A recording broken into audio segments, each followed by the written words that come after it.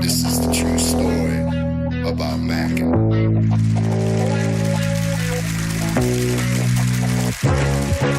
Check it. Times are changing, more so each year.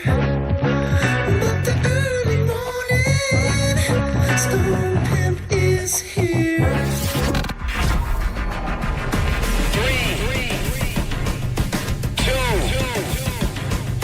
1. People are expecting quite a bit. Gotta figure out how to make money on this. I really want to. I can feel it down in my plums. We're getting a nice bluish hue.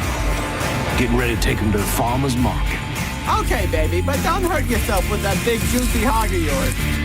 In hard times, or when a man has worked at a job 30 years, they give him a watch, kick him in the butt, and say, hey, a computer took your place, daddy. That's hard time.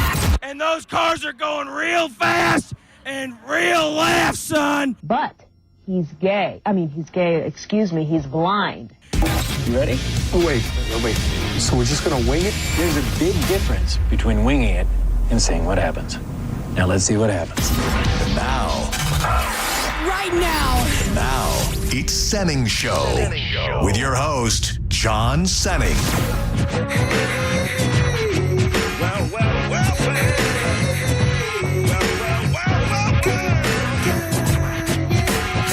And I be catching them northern pike like on the 10-pound test. Smoke cess, never fast, take a guess. I be the early morning snow pimp. Straight limping, booze from drinking. At the party, big booty pinching. Chilling like a villain, balloon filling. Whack MC killing. The fine home drilling.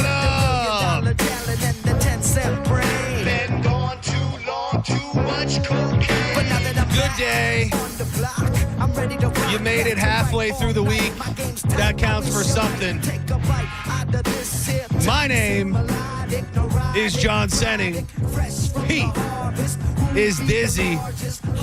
And this program is called Senning Show. Appreciate you being here. If you want to find a way to interact with the program, 800-771-1025. Hit us up on social media at The John Senning, at Dizzy for Mayor. And you can watch the program. Shout out to everybody in the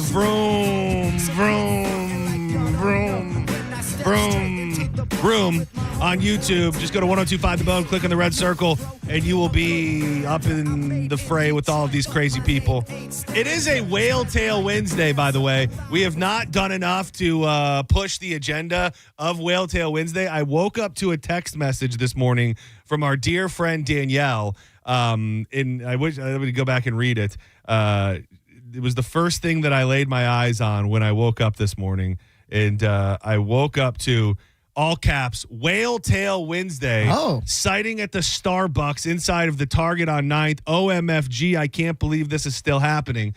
I said, God bless America. And she responded back, it was an employee. What is happening in this world? So if you are a whale tail rocker, especially even at work, no matter where you work, and for those that maybe you're not in the know, that's Lita style when you pull the thong all the way up. So you get that little, you get a little peekaboo going through the back, up the sides of the hips. That is a whale tail, and it doesn't have to be just a woman to pull it off. She didn't send you a photo, though. I asked, and she seemed that might be illegal. And if we want to find out for sure, that's true. It's always nice to have your legal counsel on standby, coming off of the heels of what can only be called an absolute smash success of the Just Call Mo comedy jam at Side Splitters.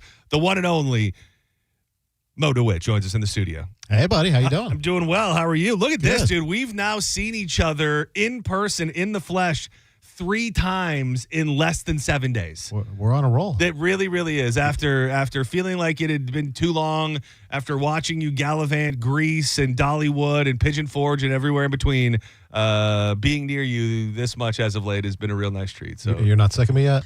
Not yet. No? I was introduced to Mo's wife, and when John introduced her, I had a brain fart. Whoa. What? Who? Yeah, who are you talking about? What? Huh? His wife. My what? You don't have a wife? I'm just messing. Wait, there's about to be multiple problems in this room right now. When you say John, who do you mean? His assistant. Oh, the guy that. Oh, you thought I meant you. Yeah, well, I didn't know what you meant. Okay, yeah. Now we are about to have a problem. Okay, so you continue with your story. So when I was introduced to her, I just stared at her for a minute like a real creep because in my head I thought, is John trying to introduce me to a cat named Mo's wife and got the wrong white lady? Yeah. So I just stared at her. She's like, nice to meet you. But you know Mo's wife. No, You know a cat named Mo's wife. Yes. So how could you be confused because you I knew thought you were looking? he was confused. Oh. Yeah, and that's why I was like, who's he introduced? This is not Mo's wife. Dude, I gotta say, in Mo, this is your downtime. Nobody's on trial here, but I'm noticing a pattern, and Let's hear it pains me deeply. Oh, I it see this pains me pattern. deeply to be this guy because I really do hate being a whiny little bitch. But every now and again, when your feelings get hurt hard enough, it's only right that you that you bring things up. So first of all, the VIP, the Just Call Mo VIP card. Diz got his 6 months to a year ago. Yep. I was told mine was in the mail. Mm-hmm. It was hand delivered to me at the Just Call Mo Comedy Jam. Side stop down for a story, dude. Did you give me the card? Somebody handed me the card. It wasn't me. I think it was on your table. Yeah, it was on the table. So I've got this card in the Just Call Mo VIP. Mo's wife gave it to you. Mo. She had it. Mo. Not Mo. cat named Mo. Cat named Okay, Mo's okay. wife gave it to you because I was Okay. right there. Melody All right. gave it to So you. maybe that makes sense. Yeah. So I get the card. They're very, very cool. They've got your name on it. They're like heavy. For everybody that's wanted one of those like heavy titanium credit cards in their life and never could, this kind of fills the void of that. So I get that. I put it in my wallet. Fast forward to the end of the show. I'm always like trying to be hypersensitive at comedy shows. I want to beat everybody else when it comes to paying the bill. Yeah. Like when he comes to give everybody the bill, I want to have my card ready to give him the card so he's ready to go. So I do that. I'm ready. Finger on the trigger. And he comes over. When he gives everybody else their ticket, I hand him my card. Smart. And I go, okay. So a little bit of time goes by. And dude, the server comes back to the table. He goes, "Sir, this is not a credit card." And I looked down, and I had given the server the VIP Just Call Mo card. So, I mean, I think it should have. Yeah. Should have made the tab free, frankly. Worked for me. I said, "Run that again, would you, pal?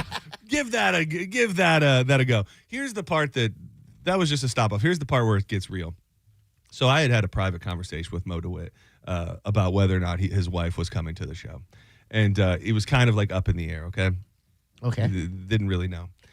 Now there was I was rubbing elbows with Mo at the Mo DeWitt at the Comedy Jam. Like we're sitting right next to each other. It was you. At one point, I actually rubbed your knee. We did. Very, We very did knee. really? Yeah. We Surprisingly touched each other a bit during the show. So I saw there was a lady at the table with him. So this is just how my brain works. I didn't know if it was your wife, and you had not. No offense, made a point to introduce me to this point. So I said, you know what? Let me get this wife introduction thing rolling. Okay. So Danielle's on one side of me. I go, "Mo, have you met my wife yet? This is Danielle." They reach over me. They shake hands. She's like, "Oh, I don't think we've ever met before." So then that comes and goes. So then I say to myself in my own brain, well, clearly this woman sitting right here is not Mo's wife. Because you would assume he would have introduced wife. his wife when I introduced my wife. Now, My wife. second, third hand, I'm finding out that there were just willy-nilly wife introductions being done. Yeah. And I guess I just, not somebody that you want to, meeting the wife, I suppose. I mean, or maybe it's the other way around. You wanted to protect. The two loves of my life. I don't want them to you didn't want intersect. me to think Becomes anything. a love triangle. Yeah. I get it. You didn't want her to think anything of me. Okay. So your wife was there. Was that her sitting right at the table with you? Yeah. Jeez, I was sitting like 2 feet away from Earshot away. Yeah. I don't know what it's ever going to take for me to crack the Just Call Mo family, To be honest, I was indoctrinated in years ago with Mo. you True. are. I It's guess true. that's Maybe I take a little priority. Even though it's your show and you're the big deal, he's known me longer. No, this isn't about being a big deal. This is about friendship. This is about brotherhood. This is about fellowship. Okay, this isn't about big deal. Whose name is on what show? This is just about boys being boys. Yeah. And this is news to me that his wife was there. So Well, I mean, we got to ditch her so boys can be boys. yeah, Have fun. I guess you're right. There was a couple things I wanted to mention before we get into to some other stuff. By the way, John, your guy John, the John. What's his actual title? I feel like we should say it. Chief Marketing Officer. Chief Marketing Officer. Like he's the guy. Like, Yeah. he's the guy For sure. So I'm just gonna roll this out slowly. We have something that we're going to announce. We can't say it today. That was a question. That was for you, Mo. That's my understanding. Is we're not supposed to say it today. It was like what I was doing. I was trying to get him to introduce him to my wife. He just stares off into space, doesn't know what the hell I'm going on. So don't say anything about it. I mean, don't say anything about. We could say something about it, but we don't have the. But it's happening. It's definitely happening. Okay. It's confirmed happening. We just can't direct people to a place to attend what is happening. Okay, so it is so certainly happening that I will just say, make sure you're staying very tightly tuned to this program probably over the next 7 days, because we are going to give you the details on how you can be a part of the first annual Just Call Mo Grand Prix event that is going to take place. I won't even tell you where it's going to take place, but because we don't know. We know, but I can already tell John is somewhere right now mother effing me. So just know that we are going to be racing. We're going to be vrooming. It's going to be a hell of a day. It's going to be limited tickets. So next time that Mo is in with us, we will announce the website, where you can get your tickets, and how it's all going to go down for the Just Call Mo Grand Prix, because it's very, very exciting. Yeah. It's going to be exciting. Get ready to go real fast and real left with us. And I guess that's all I'll say for now, to not get us in any more trouble. Will anybody in this room, or has anybody in this room, been paying attention to what's going on with space and all sorts of stuff today? Are you in the loop on this at all? Yeah. The aliens? No. Nope. So this is like supposedly like once in some gazillion years or something. Like all of the planets are aligning, or a bunch of planets are aligning today. Tonight is the peak of the Perseid meteor shower. They are saying for the average person, this will be the greatest meteor shower you've ever been able to lay your eyes upon. There will be pretty much no moon tonight. 50 to 100 meteors per hour. There's some sort of partial eclipse happening this afternoon with the sun. Dude, but the thing that really got me over the last 24 hours, you guys hear about the gravity going away? I heard them. I heard them talking about that. Yeah, I think it already might have happened. I think it was supposed to be like 9:33 this morning for 7 seconds. Yes, but I depending on who you ask, it says that if that actually happened, we would just like implode on ourselves. Well, somebody said like the ocean would, kill us all or something. Well, and this all stems from the fact that supposedly they unearthed a secret government document called Project Anchor that they've been working on, like how they're going to keep Earth, cool and keep everything above board when we lose gravity for 7 seconds. Whether or not that has happened yet, I'm not really sure. But all sorts of weird things are happening in space. Great time for the aliens to show up tonight. So with the eclipse and the planets aligning, what superpower are we all getting? Which one are you getting, John? I'd say I just want the secret power of being introduced to people's wives when they're sitting just inches away from me. I just want to be that kind of guy. Yeah. I want to be the kind of guy that other guys want to introduce their wives to. Yes. You're part of the family in a sense. That's a simple request is all I can ask. How about you? You already have a big hog, so what else? I just want the power to be loved the way I love, John. Yeah. Yeah, that felt deep. Well, I thought I was going. No, it was. I mean, and then where do you utilize? You utilize that like in your love life, or is this amongst your friends, or is this just everybody? Just friends, family, coworkers. Romantic interests. That feels like it could get a little obsession, the movie, with a wish like that. I don't know what it happens, but like you love hard, so then obviously everybody's loving you as hard as you love them, and you might not like it. Yeah, that might backfire. All right, I just want to control the weather. That's all we can. That's it. That's all we can really do. Mo? Ooh, I don't know. He wasn't listening. I was listening. Flying, I don't know.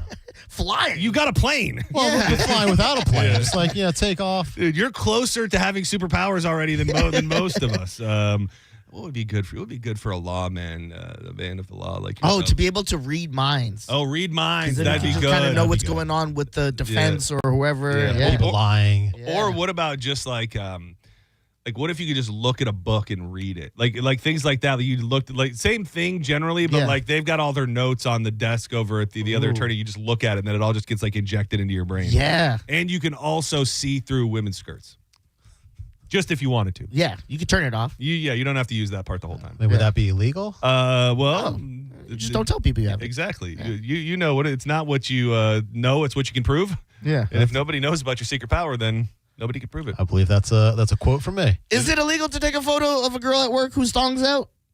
If they were in a general area where there was no expectation of privacy. Like she's at the Target Starbucks. She's bending over washing a table. Yeah, and I mean, the whale it might tail be frowned upon, but legally speaking, as long as it's not, upskirt or something like that, it's probably not going to be illegal. Tell Danielle next time. Get the photo. So where does an upskirt begin and where does an upskirt end? What if she's bending over the table and you can see publicly up her skirt? Oh, yeah. That's not. And I'm not looking to get in this game. I'm just curious. I'm just curious. I mean, if kind of the definition of a whale tail is people are kind of walking around in that manner. Yeah. But if you're making effort to look up someone's skirt, which you're not supposed to do. Like at the point where you have a camera on your foot or you're pretending to drop something. Just like, you're peeping through someone's window, same thing, which, there'd be some expectation of privacy issues there as well.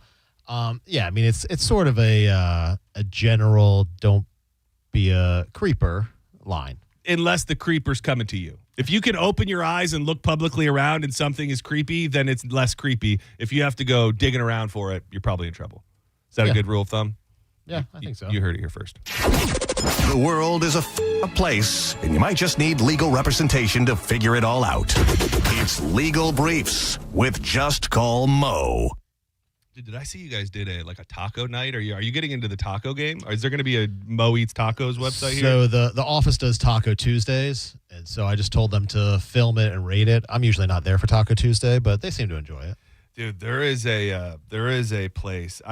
I hate that I'm being this way, and I may be showing my own douchebaggery right here by even bringing this up. All right. But sometimes I feel like it can happen at this radio station where we find places that we like to eat, and then we talk about them, and then they get really busy, and either they can't keep up with it, or then whether it's just bad luck, like from that moment on, it's just not as enjoyable of a place. Makes sense. Do you get what I'm saying? Yeah. Well, dude, there is a place that has been my singular food that I think about, that I want, that I yearn for. I think since the first time I had it, which was probably about 2 months ago, I've probably had it no less than 6 times. Okay. And I find them to be, and again, please don't put this place so far in the weeds that nobody can get a meal there ever again, because I will tell you this, don't go there for the ambiance. Don't go there for the service. Don't go there thinking you're going to find a fancy place by any means. But there is a spot that is in Pinellas Park, and it is connected to, and I hate to say it, a crack house hotel. It is like a hotel where people who are down on their luck stay. And it's called Nuevo Vallarta, authentic Mexican food.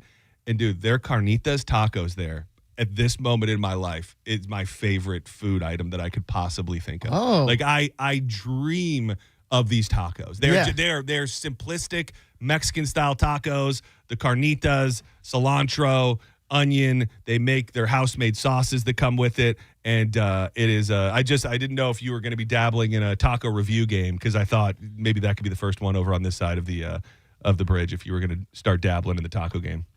Okay, You said Pinellas Park, right? P Park, yeah. So it's right when you're going. I think you told me about this when I moved out there. You told me about. That was another one. Oh, that was a different one? That was another one. Oh, I think that was Senor Taco, which is also over in P Park. This one, if you're going towards Clearwater, I'm 19, and you pass the Walmart and everything, it's right on your right-hand side. You wouldn't know it was there. Yeah. It looks like a hotel, and it's in the side lobby of the hotel. Insane tacos. All great taco places are kind of in sketchy areas. They really are, dude. I started following a thing on Instagram that outs all of the local food violations and stuff. Oh yeah. Dude, if you're not paying attention, it's crazy on a daily basis. Like big name restaurants that are getting terrible, ratings from the health department or all sorts of violations. Let me see if I could bring up the one. I don't want to say it without finding out for sure. But there was one on there today that was a big name, I would say corporate chain down on the beach that was shut down. It's not coming up, but either way, I think in other states when I lived in Georgia, all of the restaurants, you get your rating from the health department. You have to put the big ass letter up in the window. Like there is a giant letter grade in the window of every restaurant you go to. Here in the state of Florida, who fights against that? Is that like? I mean, the restaurant lobby. Yeah, well, you would think, you would think that people's health and wellness could beat out all of that, but I guess it's just you got to dig a little bit deeper. It just adds flavor. Some rodent droppings just adds a little flavor. Dude, there's a lot of rodent drop, a lot of bug activity and rodent droppings taking place in this area at certain restaurants. Mo, I got some things I want to throw at you, and one of them is a bigger conversation. There is a story where it all starts, and we talked about it very briefly, and I played a little bit of audio yesterday at the end of the joints. But this girl that ran into the golf cart while she was wasted and killed the bride, and now all of the body cam footage and everything after is showing this girl Jamie Komarski, and it is just interesting because she's evil and wrong, and it's hard to feel anything for her but anger. But it does lend itself to some bigger questions about like what your rights are if you find yourself in a situation where God forbid you've killed somebody, which I don't think she even realized that, but where you've been pulled over or taken into custody because of a DUI. I just want to play a little bit more of the audio from this girl inside the interrogation room, for lack of a better term. I just want to get it over with and go. Right now we're gonna just hang out. I can't call my dad. Not right now. You can, but not now. Once I get you down to the jail and booked in, then you can call your dad. No. You cannot. But what should I do? Nobody has any proof of anything that I did. Okay. So give me the right to call my dad. So, like, my first question is, and again, no denying this woman at this point has killed somebody, throw the book at her. I'm just asking per the letter of the law in the state of Florida, because she is kind of from the beginning she refuses the breathalyzer and refuses everything. So they take her back, and they're ultimately, I think, gearing up to do a blood test on her. With the general idea of like the right to counsel, when does that come into play? Because she's calling for a lawyer and wanting to talk to her dad almost immediately. Like, if they feel certain that you are drinking and driving, are those not things that you don't get the access to any of those things until later on in the process? Right. So not during the investigation. So, they can ask you to do field sobriety exercises. They can ask you to do the breathalyzer. You don't have the right to consult with an attorney prior to making any of those decisions. What you do have the right to do is not answer their questions, not submit to an interrogation, or have an attorney present and with you during that process, which of course they're going to tell you not to answer any questions at that time. So you have, of course, the right to remain silent, the right to counsel, but not while the investigation is pending and they're gathering that evidence there. So the idea of like, I have a call or I deserve a call or anything, that's on like the jail side of it. Like once you're in there and they're actively investigating, you're going through that initial process, you don't have the right to a call. Yeah, and the right to a call is kind of a little bit out of a movie anyways, but for the most part, their priority at that stage in the investigation is preserving evidence. So, they're trying to gather the evidence to build their case, which is why I always tell people when it comes to the field sobriety exercises, typically I advise people not to do those because they're usually not in your favor. Even if you haven't been drinking, they're very hard to do. And typically I've never really seen anyone complete them and not be arrested. When it comes to the breathalyzer, now in the state of Florida, it is illegal to refuse the breathalyzer breath test. It used to not be. Now it is. So, legally you have to submit to that. Or what happens if you crime. don't? It's another charge. It's another charge. So, I mean, if it's in your blood, it's in your blood, and they're going to figure it out no matter what. So, correct. It's a weird way to think about it, but if you know you've been drinking, you take the breath test, or else they're going to figure it out anyways, and then you're going to have a double charge for not taking the breathalyzer on top of it. Yeah, I mean, in cases where there's serious bodily injury, like in this case where somebody died, they have the right to go in and get a blood draw. Now, a blood draw is considered to be more invasive, I should say, than a breathalyzer. So sometimes they either have to get a court warrant from a judge, a court order to do that, or if there is, assuming there's no voluntary consent, or if there's a death or great bodily injury involved, then they typically can go in and get a blood draw. It's crazy because I think everybody's been talking so much about this video that it's kind of been lost, that there is a giant wrongful death lawsuit. And we've talked about this time and time again. The family sued all of the bars where she was out drinking. Bottle Cap Holdings, El Gallo Bar, Grill, Snapper Jacks, the Crab Shack, the drop-in bar. The more time goes on, and I know that when you lose somebody or something horrific happens, you want somebody to blame.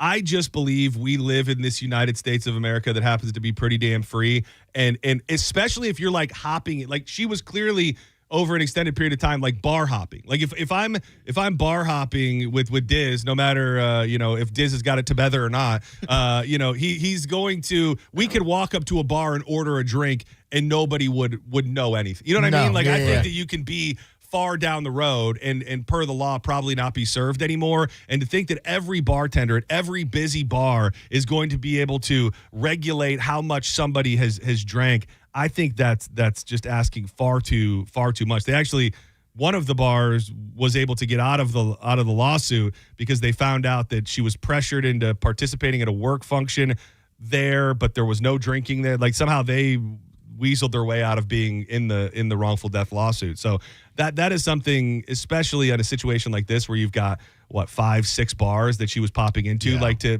put that expectation on a bartender that in a minute's notice of somebody ordering a drink that you're going to shut them down, I think is unrealistic. Yeah, and we have laws in the state of Florida that basically say that. So we have Florida Dram Shop Acts, which basically say the only time a bar is liable is if the person is a known alcoholic or a minor. And so in this case here, they're operating under the known alcoholic provision. But obviously, it's much more difficult when you are bar hopping and maybe only getting one drink at each bar. The case becomes much better as if you're sitting at one bar for 2 hours, right? They serve you 20 shots or something like that, and then you go and drive and kill somebody. So I know this is kind of a slippery slope, and we're beating around the bush a little bit, and not that we're looking to help criminals here, but like, what is the proper course of action, like if you've had a couple pops and you find yourself pulled over? Because it used to be don't talk, don't say anything, don't blow, but we've just learned that's not an option.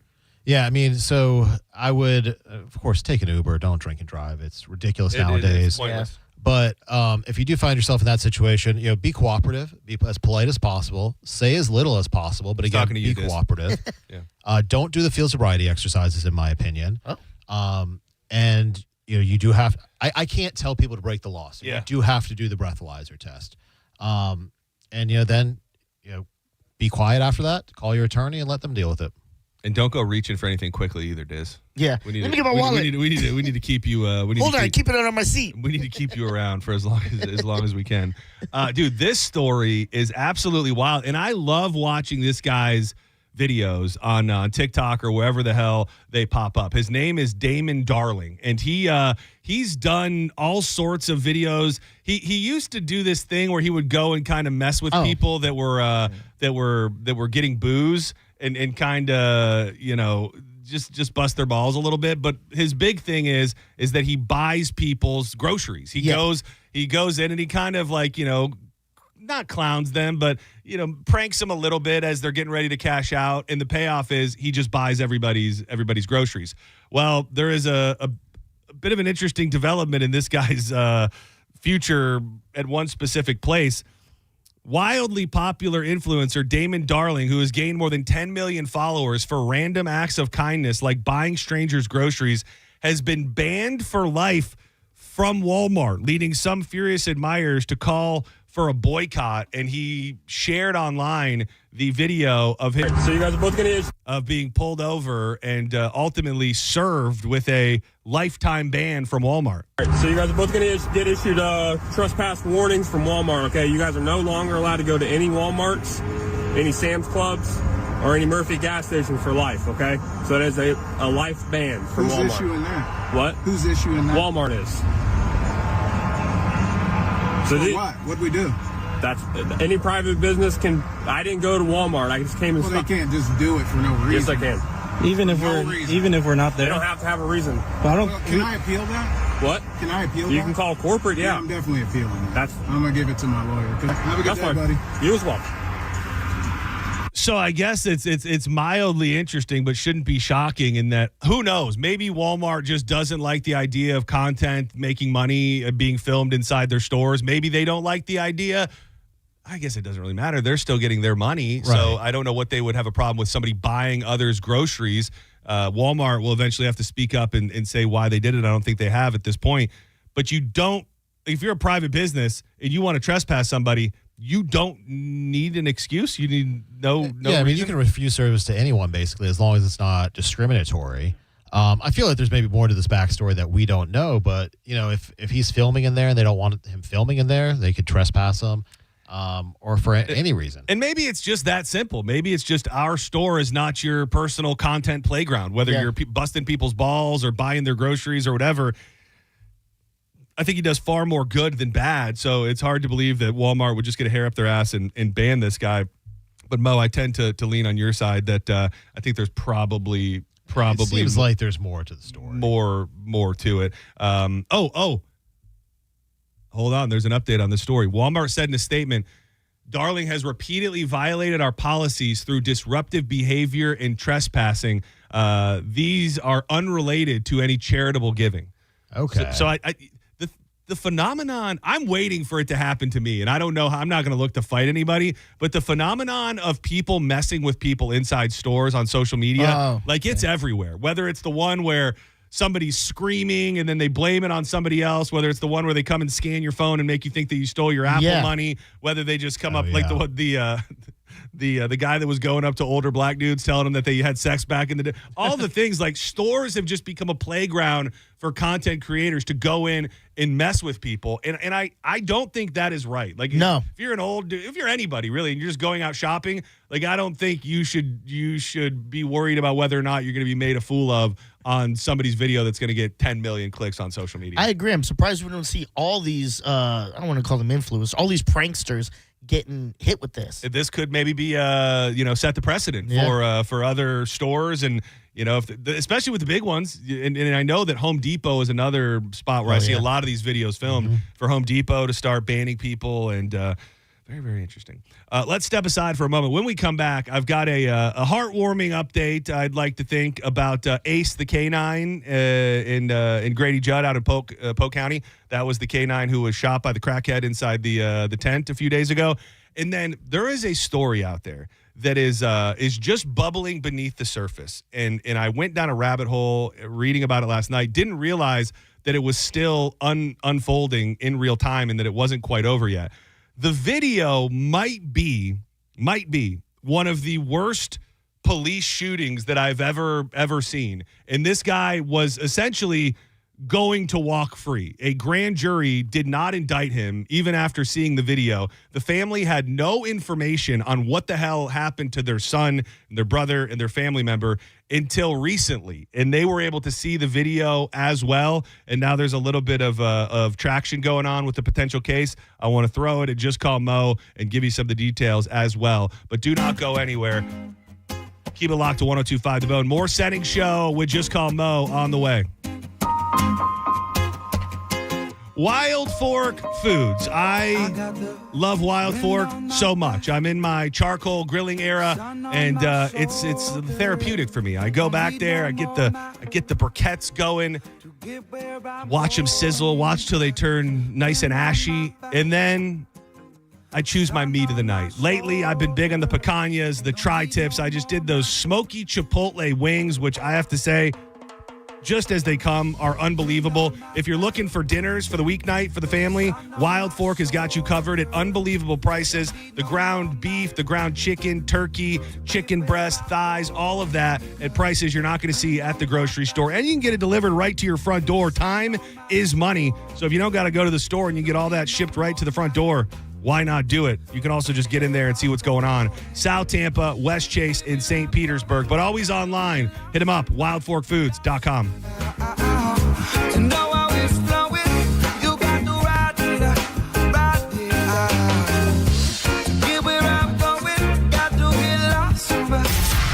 You're listening to Senning Show on 102.5 The Bone.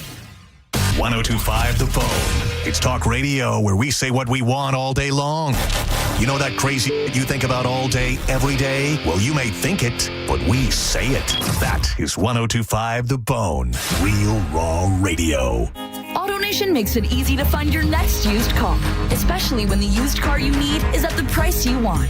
Starting under $20,000. Plus, the price you see is the price you pay. No hidden fees, no surprises. Buy confidently with our 5-day or 250-mile money-back guarantee. Even appraise your car online and we'll give you a top dollar offer. Hurry to AutoNation now. Less stress, more go. Offer plus tax and tag. Appraisal subject to verification. See store for details. From Tampa to Fort Ritchie, America's 250th savings are here at Fence Outlet. Call today for Fence Outlet's 250th celebration specials. Appointments are filling fast. Book today before it's gone at fenceoutlet.com.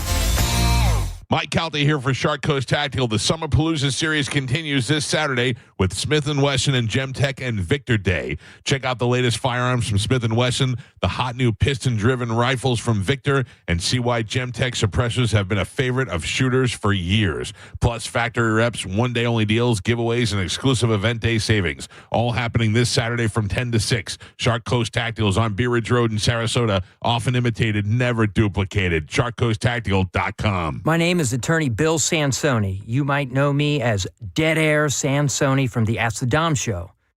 I represent people accused in crimes in Hillsborough, Pinellas, Pasco, Manatee, Polk, and Sarasota counties. I also represent clients in federal court across the country. If you have been arrested or accused of a crime, call me, Bill Dead Air Sansoni, at 813-361-0874 or online at sansoni-law.com.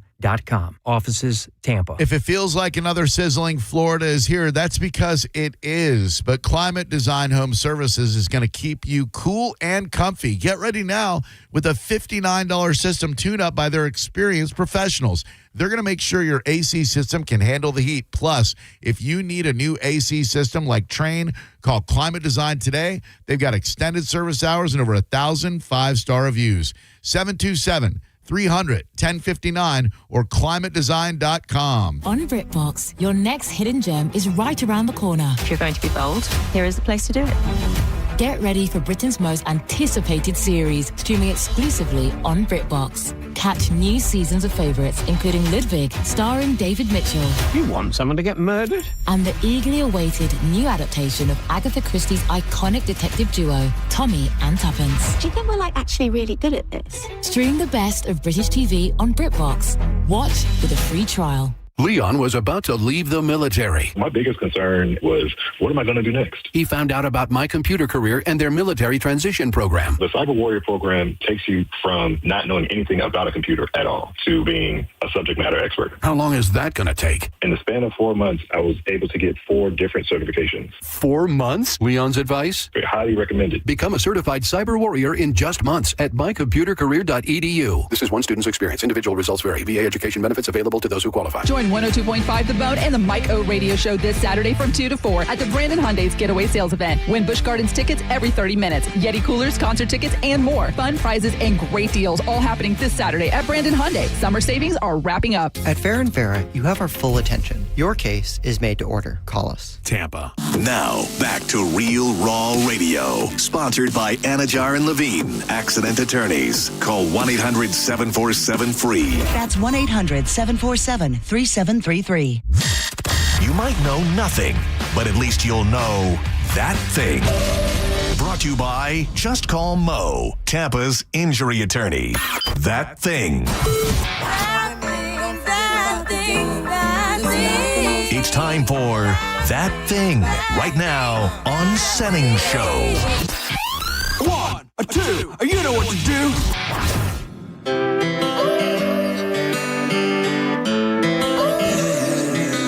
Welcome back to Senning Show. Thanks for being here. For we are is all we get. Then I'ma live with no regret. Life's too short to stress out. Life's too short. I've washed my I am John Senning. He is Dizzy. And we got our main man's, the one and only Mo DeWitt. Just call MOE.com. He's Tampa's injury attorney. Friendly reminder, make sure you're keeping it locked to the bone always, no matter what. But we're going to be giving away passes for the Senning Seawall session. It is a private VIP acoustic performance by our dude, Dylan Catrone. It's going to be right there on the seawall on the water in Clearwater, right behind the Baycare Sound. And you can go to theboneonline.com. You can register that way. But I believe starting tomorrow during the program, you're going to be hearing voicemails that Dylan Catrone left for me. I guess he's been trying to get a hold of me. As soon as you hear a voicemail from Dylan Catrone, caller number 7 will get a pair of passes to the private acoustic performance. So go register on the website, but also be locked in and ready to give us a call when you hear that voicemail. It's going to be a good time. And that is September 4th, Friday, September 4th, Yellow Card headlining Water Parks and Dylan Catrone. So the first piece of news is pretty much a good piece of news. And there's something about this that just shows you how dogs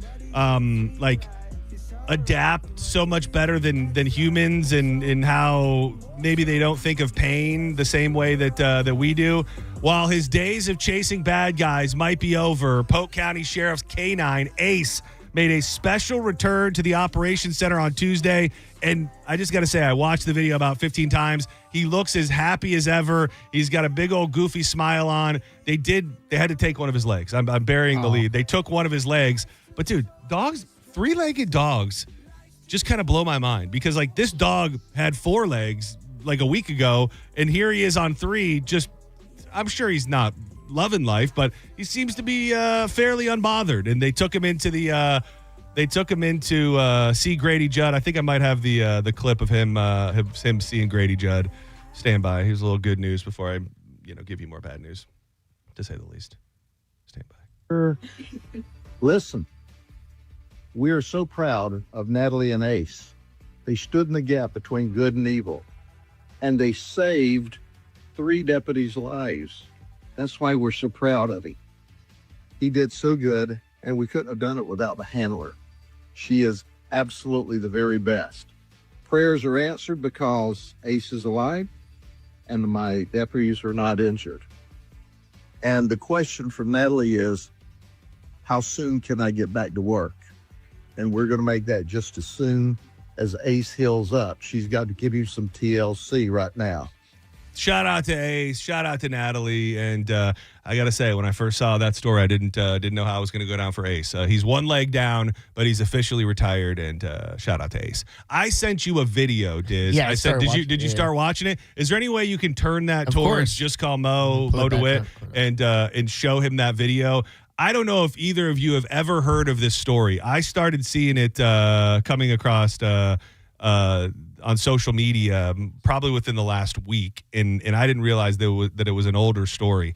To give you the breakdown of what happens in the video, this guy is pulled over, up for debate whether or not he actually ran a red light. The cop pulls him out of the car, starts by giving him what can only be described as the most aggressive search you've ever seen. Insane. He puts both his hands down the dude's front pants and looks like he just starts working his junk. Like, it is aggressive. The guy, it's hard to see exactly what happens, but at some point during this very, very aggressive, search, the guy kind of starts like writhing around. Like, he puts his hands up and he kind of starts maybe resisting a little bit, maybe. That is when the deputy attempts probably some version of like a German suplex, and he throws the guy backwards. And when he does so, the guy's momentum almost like throws him back onto his feet. And before anything can really happen, in the way that the video looks to me, the guy appears to turn and start running away. The officer shoots the guy. He shoots and kills the guy. And he killed him. That guy died. He was getting far. After he got shot. He collapsed. Yeah, now I got it. Sorry. Yeah, he's still running after he got shot there. Yeah, he made it a little bit, and then he did collapse and die. And the details of this story this happened in September, I believe it was September 14th, 2022. And the thought of what it would be like for the family, dude, they got zero information, nothing. The police would not tell the family what happened, how it happened. They didn't see the body cam footage. The body cam footage was not released until very, very recently because they filed a separate lawsuit. So some of the questions I have for you, Mo, is I guess, so a grand jury decides initially not to indict this guy. I don't know that I necessarily understand what a grand jury is. Who is on a grand jury? And is it like localized, like people from the local area? I mean, it depends if it's in federal court or state court, but it's just like a jury essentially. But the biggest difference with a grand jury versus a regular jury is a grand jury is only hearing evidence from the prosecution. So it's a one-sided case. And a lot of times they'll use a grand jury to basically, if the state attorney or the prosecutor doesn't want to make a charging decision, they can utilize the grand jury, and then basically they can kind of wipe their hands clean of it and say, well, the grand jury indicted them, which isn't necessarily true because, I mean, the grand jury did indict them, but they indicted them based on the evidence only presented by the prosecution. So who is, like, as far as where this was in Rusk County in East Texas. So, like, I look at that video and I go, at the very least, I think there should be a hearing on what happened here. I mean, the guy you guys both watched, you just watched the video. Like, what is your takeaway on when he decided that he needed to shoot that guy? Keep in mind, this guy had no weapon. He had no weapon. They did say after the fact that he had a pipe in his pocket, like a crack pipe. It was a meth pipe of sorts. Okay, he had that in his pocket, and the officer said that when he was in the process of patting him down, he felt something, and that's where the guy got fidgety. So he thought that he might have a gun. That's pretty much his whole basis for an excuse, was that he felt something in his pocket, and when he felt it, the guy started jumping around. I mean, it looks like his hands, like you said, they were both in the front of his pants. I doubt that he hit a pistol there, dude, in the front of his boxers. I don't know. That just seems weird. The guy was definitely squirreled. I mean, the officer was suplexed him and all this, and he took off running. Not the greatest idea. Ran into a mailbox as he was running. That was kind of funny. But it doesn't seem like it warrants a shooting. Yeah, and I think it's just was there audio? Because I can't tell. There is audio, and he tells him to stop before I shoot. Yeah, and all that, or no? Hold on, I'll give it I don't know if it's gonna do anything for us here, but I'll give it a play and see what the audio sounds like. It just, to me, and I watched it a bunch of times, it looks like, and they deemed it not, it looks to me like he shot the guy as he was running away. Yes. But he did shoot him, I think, center mass, one shot in the chest. Oh, good shot. He's down the guy. It should not be ignored how down this guy's pants the cop was. Insane amount. I've seen a lot of pat downs, a lot of versions of a pat down. This dude takes two hands, I'm just telling you what it looks like. It looks like he just puts his hands inside this guy's pants and just starts juggling his balls. Yes. Like he's got two hands deep down in his pants, like aggressively juggling this dude around. Throws him to his stomach. Get out. Yeah, that guy was actively running away when he shot him in the chest. So the update, and that's what's crazy. So I started seeing these videos, and I'm like, what the hell's up with this story? Let me see. So, and Mo, this is where I'm going to need your help again. Wait, real quick question. Yeah. Shot him in the back? No, it was that when he's kind of. So when he flips and rolls him, he immediately shoots him. He shot him like before the guy took off.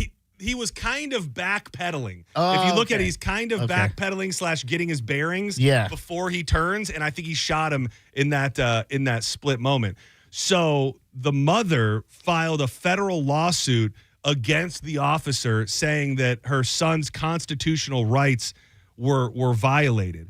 A federal lawsuit against this guy, will that only be for money, or could this guy go to prison based on this case? Well, I mean, if it's a federal lawsuit, typically it's probably a civil lawsuit. Okay. And maybe I missed part of it, but it doesn't sound like they brought any criminal charges. No. So the grand jury decided not to indict. A bunch of people sat in a room, saw that video, and then said, "No, we're going to let this guy completely walk free." Which I would, and typically grand juries are sealed, but at least the proceedings are closed off to the public. But I would have loved to have been in that room and heard the prosecution's arguments as to why, quote unquote, they were trying to indict him, because I have a feeling they may have also put some defenses out there as part of their you're saying the evidence. prosecution was not 100% in on prosecuting the guy because of a little home cooking? I never want to accuse anyone of anything, but we look at this video. Yeah. I don't really see how that's a justified shooting myself. Maybe there's more to the story. I'm sure the officer could have testified he thought the guy had a weapon. He felt a weapon when he was patting him down, or some other reason as to why the shooting was justified. But from the plain footage of the video, the guy's running away, and you shot him as he's running from you. It's really, and obviously in police shootings like this, there's usually a lot of racial context and things like this. Yeah. This is I don't think I said it out like this is a white guy. Yeah, it's a white on white. This is a white on white deal. But it is just terrifying, because I think it's so easy sometimes for these cops to get away with stuff. Like this is the worst of the worst. Like, to think that this guy, I didn't even tell you what could be the worst part. Dude, his fellow officers show up and the body cam is still running. And I have not heard this myself, but it's all sorts of articles about it. He says, just smoked that dude. Oh, that was like one of the first things he said to the he's playing Call of Duty to one of the responding officers. But the update on it is that this guy was trying to appeal, I guess, this federal lawsuit. It was denied. When does internal affairs jump into stuff like this? Because that's a good question. I imagine they would see this and go, well, we got to investigate this. We got to question this guy. Does it happen before it goes to a federal thing? Well, I mean, internal affairs is basically the administrative action, right? So that's basically you getting in trouble at work. It's sort of like your HR to some degree. They're going to investigate it internally and see if any police procedures were violated. At the same time, a separate criminal investigation can occur as well. Okay. They can work together, and internal affairs may say, well, we're going to go ahead and suspend the guy and refer it over for criminal review with the state attorney's office or the prosecutor's office, and we'll wait to hear back from them before we move forward. But with the prosecutor, they have to prove a case beyond a reasonable doubt. With internal affairs, they just have to prove that a procedure of the police department or the sheriff's office was violated. So it's a much lower threshold. So he could have still received some sort of reprimand or training or suspension on the internal affairs side. But the criminal side, they decided not to pursue criminal charges. And they obviously found no weapon, you said, right? No weapon. And so, they kind of gets down in the weeds from a legal perspective here. So 2023, this mother filed the federal lawsuit alleging that her son's constitutional rights were violated. In January of 2025, a magistrate judge in the Eastern District of Texas denied the officer's request for qualified immunity, which I don't know what makes that something that you can lean into, because the grand jury already said they weren't going to indict him. Do you somehow have built-in immunity to any other lawsuits or charges at that point? Well, I mean, what qualified immunity in this case? So now we're talking about a civil case. So they brought what we call a 1983 claim, which is basically excessive force, things like that. Those are brought in federal court under it's called 1983 claim because that's the statute number. And so here, the officer's defense to that was, no, I was operating qualified immunity, meaning that I was just operating within the guidelines of my job. I was doing what I was supposed to do, and basically saying if this was a justified shooting, let's say he was acting in self-defense. Let's say the video showed that this guy pulled out a gun as he was running and shooting back, and the officer shot and killed him, right? So then qualified immunity there would apply, because the officer can't be sued in civil court because there's a clearly established law that he's justified in doing that shooting, if that makes sense. Right. I'm not explaining that real well, but basically because he's acting within the scope and course of his employment, of his work as a police officer. He was faced with a deadly threat. He responded appropriately. Qualified immunity would apply. Here, the court said, nope, it's not a clear-cut case of qualified immunity, so we're denying that. Doesn't mean he can't raise it again at trial and raise that he had a reason. I think he did. And I think, so he did some version of it. So in January, he gets denied the request for qualified immunity. And then on Wednesday, the U.S. Court of Appeals dismissed his, another appeal regarding qualified immunity, a legal doctrine that can shield government officials, including law enforcement. And they pretty much came out and said, per the video, we can understand why this would be seen as an unjustified shooting at this point. So, so it maybe is only going to cost him money, and it's pretty damn scary. According to a report, he was conducting a pat-down when Randall allegedly attempted to conceal contraband identified as a meth pipe in his waistband. The report states the struggle ensued, leaving Iverson in a tactically compromised position on the ground with no other choice other than to shoot. He shot him in the upper torso where he died, and he died on the scene from his injuries. I will say that was a quick draw by that cop. In one shot, too. And I guess the guy was months away from retiring. He's now retired, so he's living off of the dime of probably taxpayers a little bit on that retirement fund. So he's like, can't wait to smoke someone before I leave. Yeah, it's and I'm not saying that it's not getting a big run because it's not racial, but I am surprised that it's not a bigger story just based on how horrific it is. Like, I just think the average person watches that and you go, well, yeah, that should go to at the very least that should go to trial. Like, there's a cover up afoot. It feels to me. I mean, well, when you watch the video though, it does look like the guy survived because he keeps running. He keeps running. Adrenaline. You know, maybe it's not as like it doesn't hit you quite that way. They say that he tried to render aid, but the guy did die in the scene. Also, he was possibly on meth. Oh, he was on a little bit of meth. Dude, they always it's a great way to shed some pounds. Yeah. Dude, it'll keep you going, dude. A little bit of meth definitely keep you going. Absolutely. Take a shot. Keep you going. He is Mo DeWitt. Just call MOE.com. If you missed me say it earlier, against everybody's wishes, ask for forgiveness, not permission. We will be giving the details of the Just Call Mo Grand Prix in the very, very near future. I'm just going to say, it's going to be a tough ticket to get. We're not going to be able to fit a bunch of people in that are going to be able to race. So make sure that you're staying tuned. We'll give you a heads up, a day's notice before Mo comes in the next time, because that'll be the day that we announce the website. There'll be a specific website where you go to and get signed up. We're going to be at a very legit go-kart track racing and having a bunch of fun. So we look forward to seeing you all out there. Just know that will be announced sometime, probably in the next 10 days at the very, very least. So anything that you need, he's justcallmo.com. And he's Tampa's injury attorney. Happens to be a sweet, sweet man as well. I can only hope that one day, maybe will you be bringing your wife to the go-kart event? What now?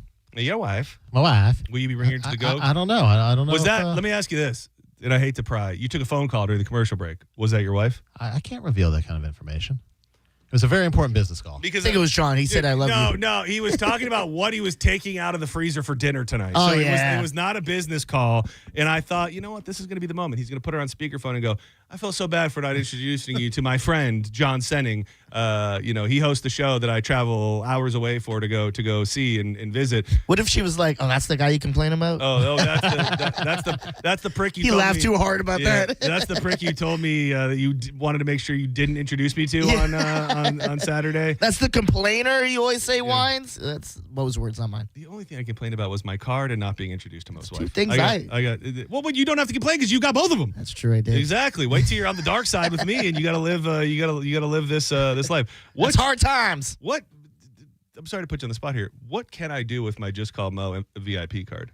Oh, it gets you. I mean, you have access to everything already, obviously, but you get first access to merch, events. We get free merch. We get discount codes, all sorts of stuff. All right, dude. My house is, by the way, just popping with Just Call Mo gear. Just so you know, you're on my fridge. You just I just got the oven mitt now is a new staple. Oven mitt's nice. I like that oven mitt. The oven mitt is a new staple out at the grill. So the king of merch as well. Just call MOE.com. We're lucky to know him. And congrats on the amazing event. I mean, that it was great. Thank you for everyone who came out. I know you've done them out in Orlando and they've done well, but this one I would say for the first time was a massive, massive success, and we had a hell of a time. So hopefully one day, Just Call Mo Comedy Jam Tampa Part 2. Absolutely. You never know. I'd love to do it. Stay tuned for details on the Just Call Mo Grand Prix. When we come back, there's a few different things I want to get into. I got some personal stuff about something that I did last night that I wanted to chat about.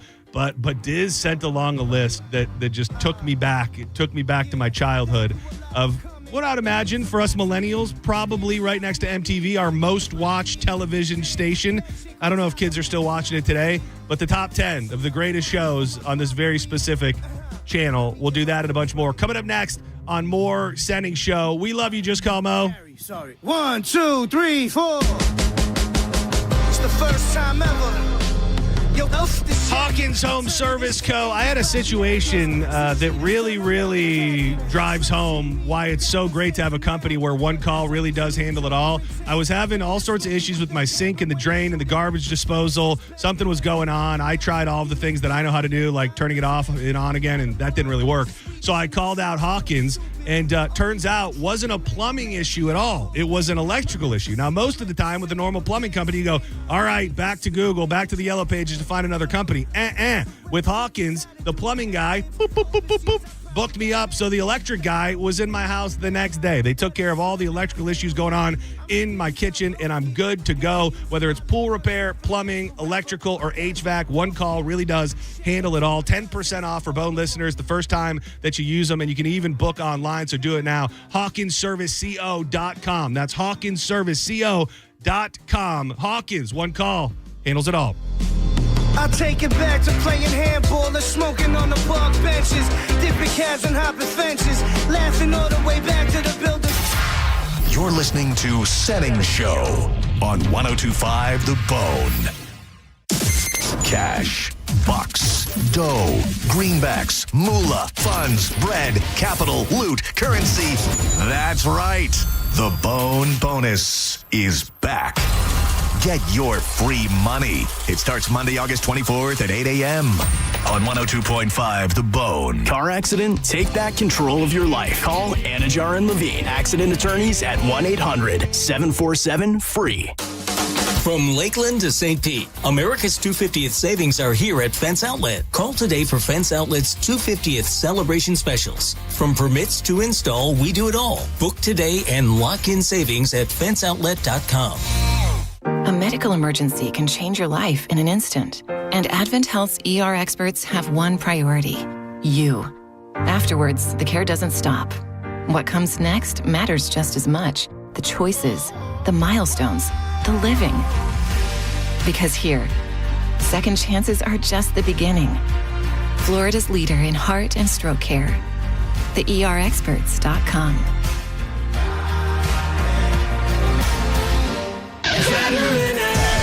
This is Mav, spokeseagle for Veteran Air, the home services company proud to serve you. Other than Freebird, I'm the most electrifying bird you'll hear on the radio. No, you know what? Including Freebird. Because no one does electric like Veteran Air. Our electricians are experts at installations and repairs, big and small. And for a limited time, we're providing free home electrical safety inspections. Shocked? Well, don't be. Visit veteranair.com to learn more. Veteran Air.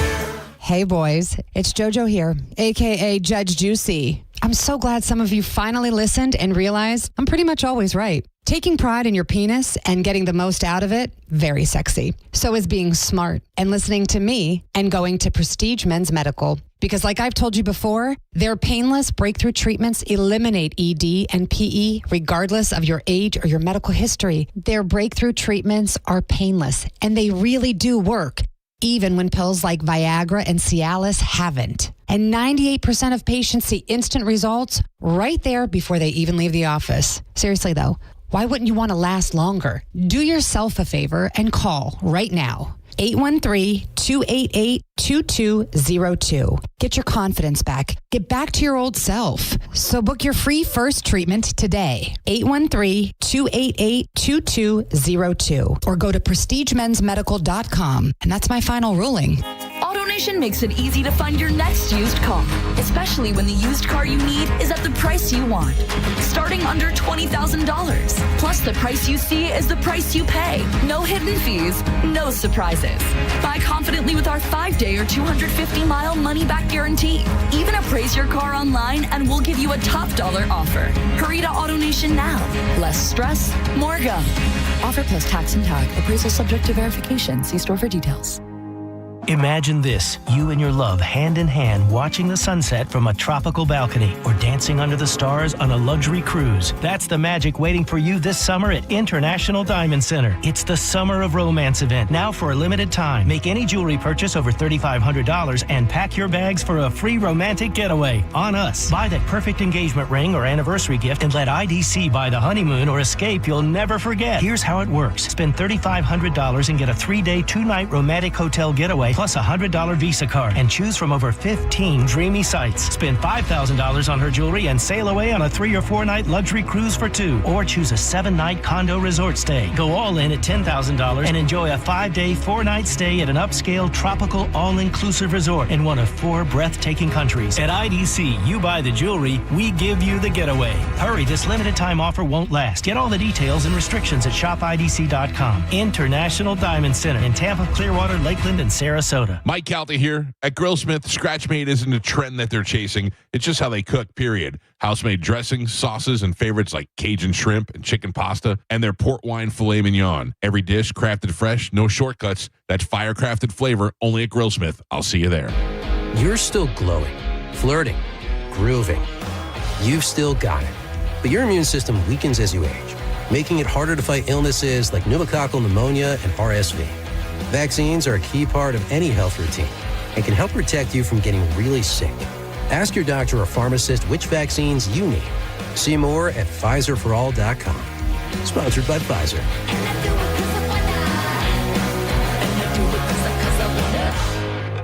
Hop in a John Deere Gator XUV for a day's work. Let's see what's on the to-do list. There goes the tree. And the fence. Not a problem. Because you've got a cargo box filled with solutions. Up to 4,000 pounds of towing capacity. And you're ready to roll. The power's out! Here we go again. The Gator XUV. Built for every kind of workday. Learn more at johndeere.com/Gator XUV. Nothing runs like a deer. 1025 The Bone. Real Raw Radio. WHPT, Sarasota, Tampa, St. Pete. Live from the WeatherTight Windows studio. And now, back to Senning Show. With your host, John Senning.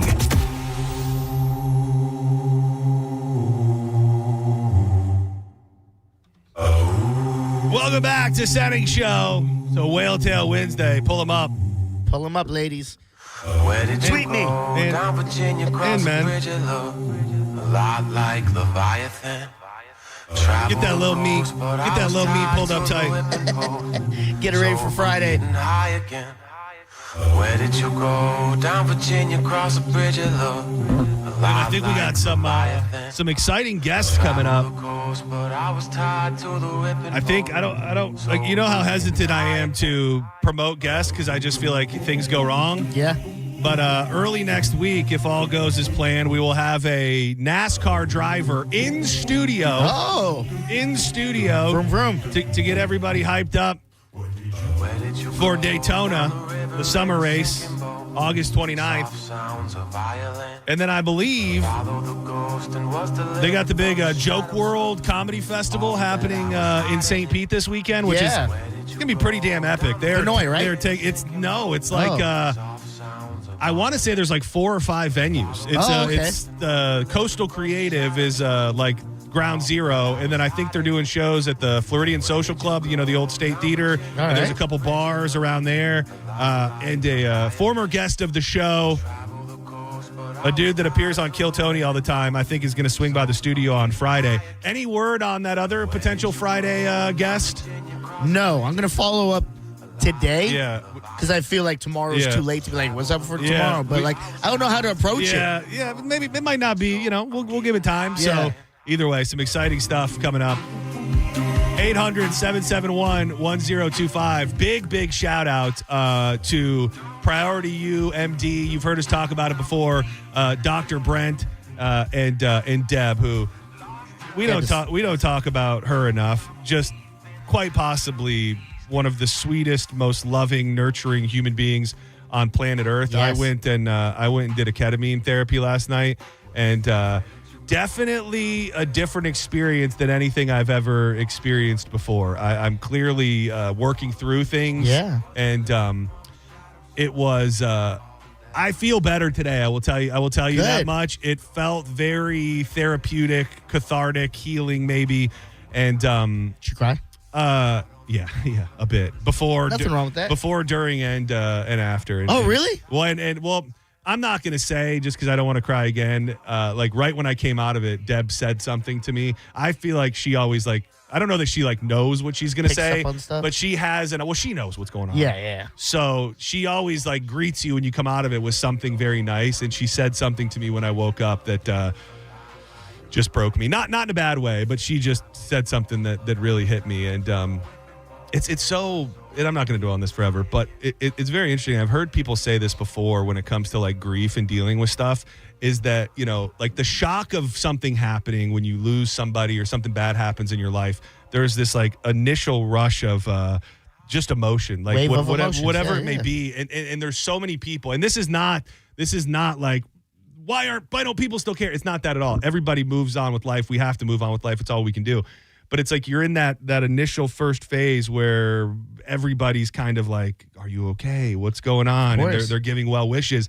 And I think that the real kind of grief starts, and this is for anybody who's lost anybody or anything, I guess. I think the grief really starts when like normalcy kicks back in, and it's the, you know, there's not that it's not all around you in the sense of people aren't talking about it. You know, it just, life is supposed to be normal again, and it's not. And you know, I've been struggling with that, and you know, if we've talked to Dr. Brandon, I can preach the word a million times, but if you're going through some deep mental stuff, I cannot say enough good things about Priority U and Dr. Brent.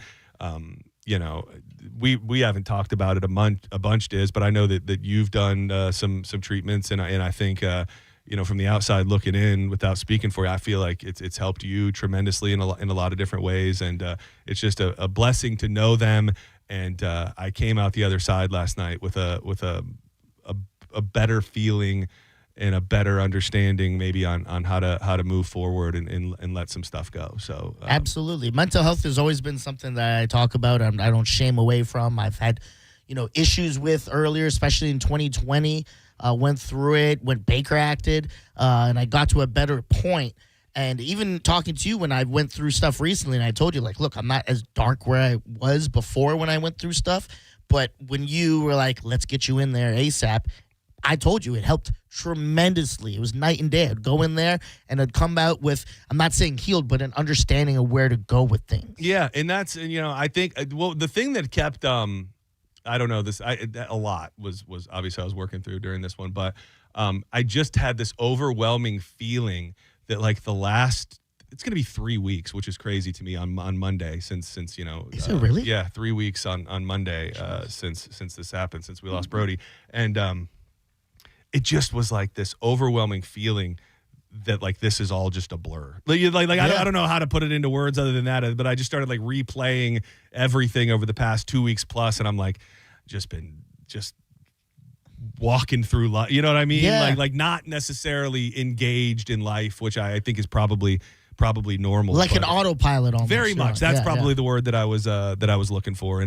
And you know, everybody's going through something at different levels on any given day. But if you can, you know, it's something that I believe in deeply. And I think I've always kind of used it as kind of just a tool to help me more in life, like with work, with keeping my mind right, with trying to stay organized. And I feel like this was the first time that I went into one where I was just like broken, for lack of a better term.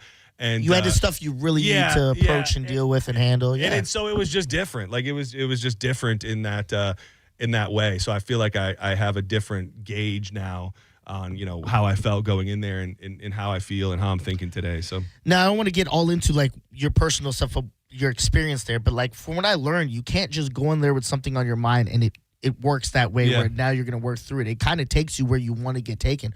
Was it they took you there immediately, or did you build up to it? It was fairly undeniable that that's where I was Yeah, going. You know what I mean? Like yeah. I would say that's my mind's there probably 80% of the time anyways, Yeah. right? At this exact moment in life. So it wasn't it was, if anything, it was immediate. And then I think as the hour plus went on, whatever it was, I think I was able to start thinking about other things and other people and relationships and stuff like that.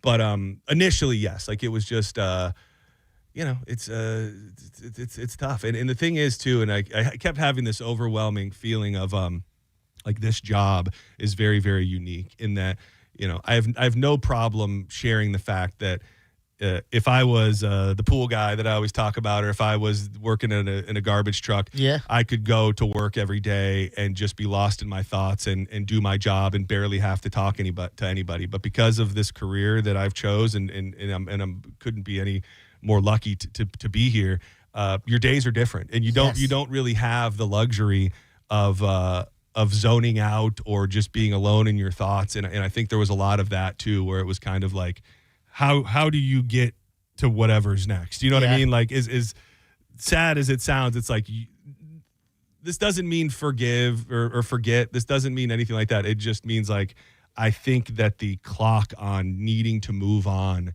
is ticking a little faster for somebody that's in a position like this than not. And move on just means, finding peace, finding some form of peace, which being able to heal from all this. Yeah. So I think when I reached out and I wanted to do this, that was my thought was, speeding up some of the process. And I'm probably worse off than a lot of people who have been in the same situation are. But I think it's just getting to that place where there's ultimate peace, and it's going to happen. And it's I'd like to say that every day is better, but then it's like every day is better, and then you have a terrible. You know what I mean? Like it's just and that's how grief works. There's not like there's not a roadmap for it. It's not going to be like this day is this and this day is this, and then it's when you'll be riding a high and then you're down. So I mean, and love our listeners, love that they care, but it's the same situation where it's like you could be getting on a good track, go to one event, and people are asking all these questions, and then the wave hits you again, and now you're back in your thoughts, and you're dealing with that stuff again. So I absolutely get it. Yeah. So, but needless to say, can't say enough good things about Brent, Dr. Brent, and Deb. Just they're doing the Lord's work over there. Prior to UMD, if it's something that you feel like could help you, but. Yeah, I'm getting there, and time just keeps on ticking, and we're moving forward here. I wanted to bring it up real quick because I hope a lot of people are going to go out tonight. What are the legitimate chances that you will stay up late enough to go outside and watch some meteor shower action? I mean, I think you know as well as I do that even if I'm like, I'll probably go to bed early today. You and me are usually night owls. Yeah. So depending on the time, would you know the exact time? So they say you could be possibly able to see something as early as 10 o'clock tonight. Ooh, see, the only issue for me would be I'm getting back into the gym, and usually I'm in the gym. Well, even better, because it's not going to really get kicking until like the middle of the night. I think from midnight to 3 a.m. is like the peak of all peaks, and I would imagine.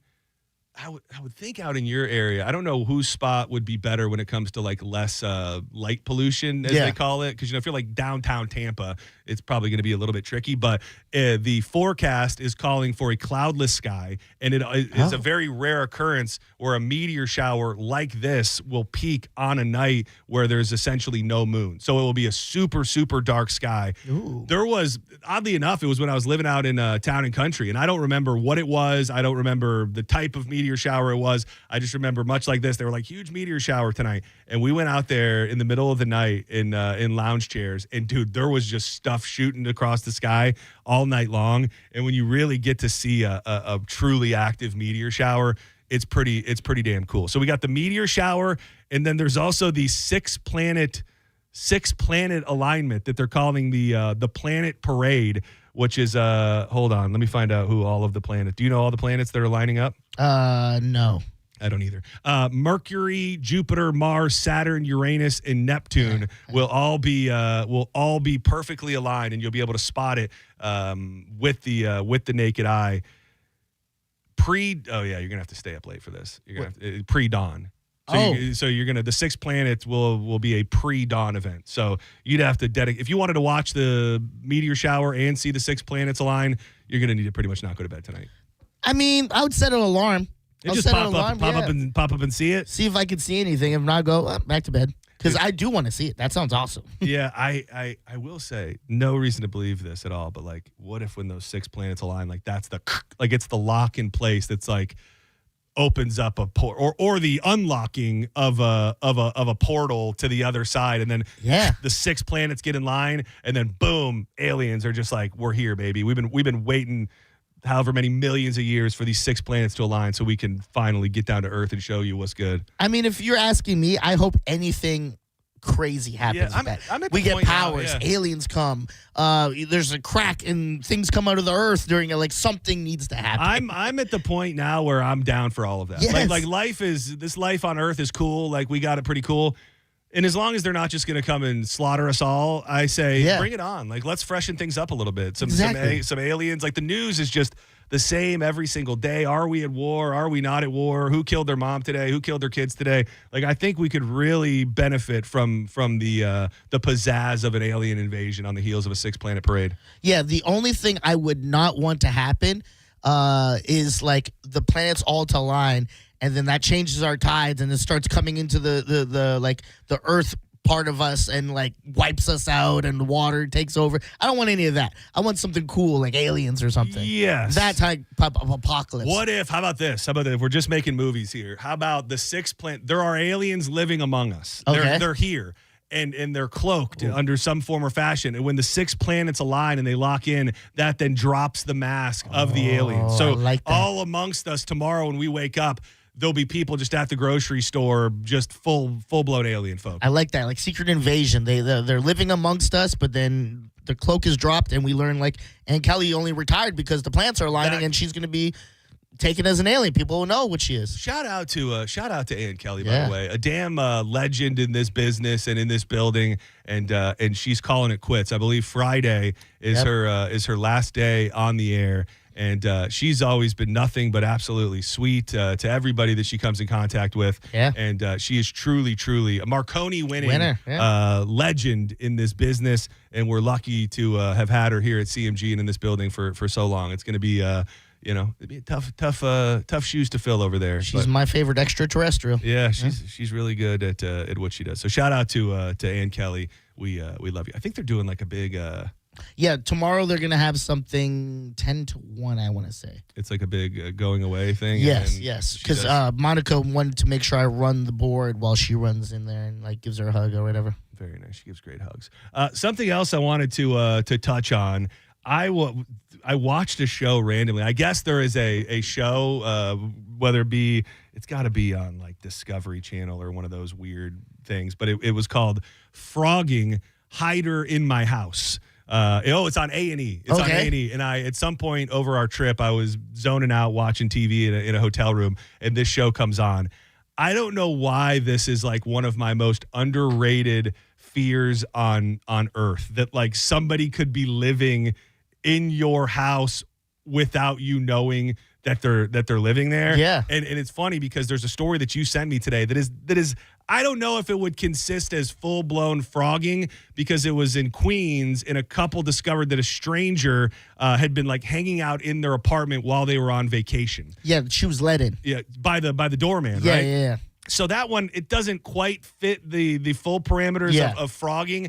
Like the people that are frogging, they often are living up in the attic or living in the in the crawl space. So oddly enough, one of the stories that I saw on this frogging show, it's just now going through court, and this guy was living in the crawl space of this house. Yeah. And when the guy tells the story of how it all went down, like they just were having weird things happen. Like they just weird, meaningless little things, knocks at night, feeling like food, was gone from the fridge, like weird things like that. And the dude is alone inside his house, and he hears like a thud from another room, and he goes into the room, and the picture frame right above this one spot is on the floor, and it's like a lower picture frame. and he can see there's a hole. There's like a hole right in the in the wall where this picture frame was.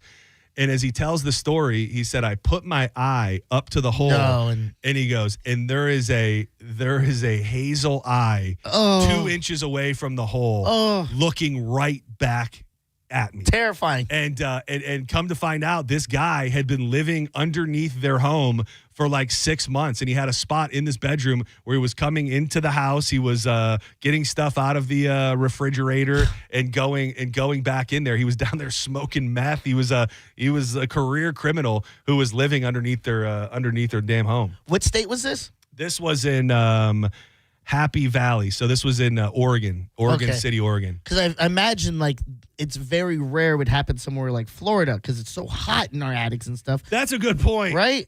That's actually a really that's a good point. For many reasons, you wouldn't be able to do it. I also have like, I don't know that this constitutes either. I have like a weird fear. It's not even a fear. It's a recurring dream that I'm like living in somebody's house while they're not there. Oh, you're the guy. You're the frogger. I don't know that I don't know what I'm doing in the dreams. Like, I don't know that I'm actually frogging, but I am like, I'm just kind of, the dream starts with me in a house that is not mine. And I'm there, and I'm pretty much just filled with anxiety that somebody is going to come home into the house that I am like living in. I feel like that's something you got to Google. I feel like that's a dream trying to tell you something. That's like a meaningful. You said you had it multiple times, too? Yeah, meaning of a dream. I wonder what it means. If it's like you don't feel comfortable in life where you're at right now or something. In a house that's not yours.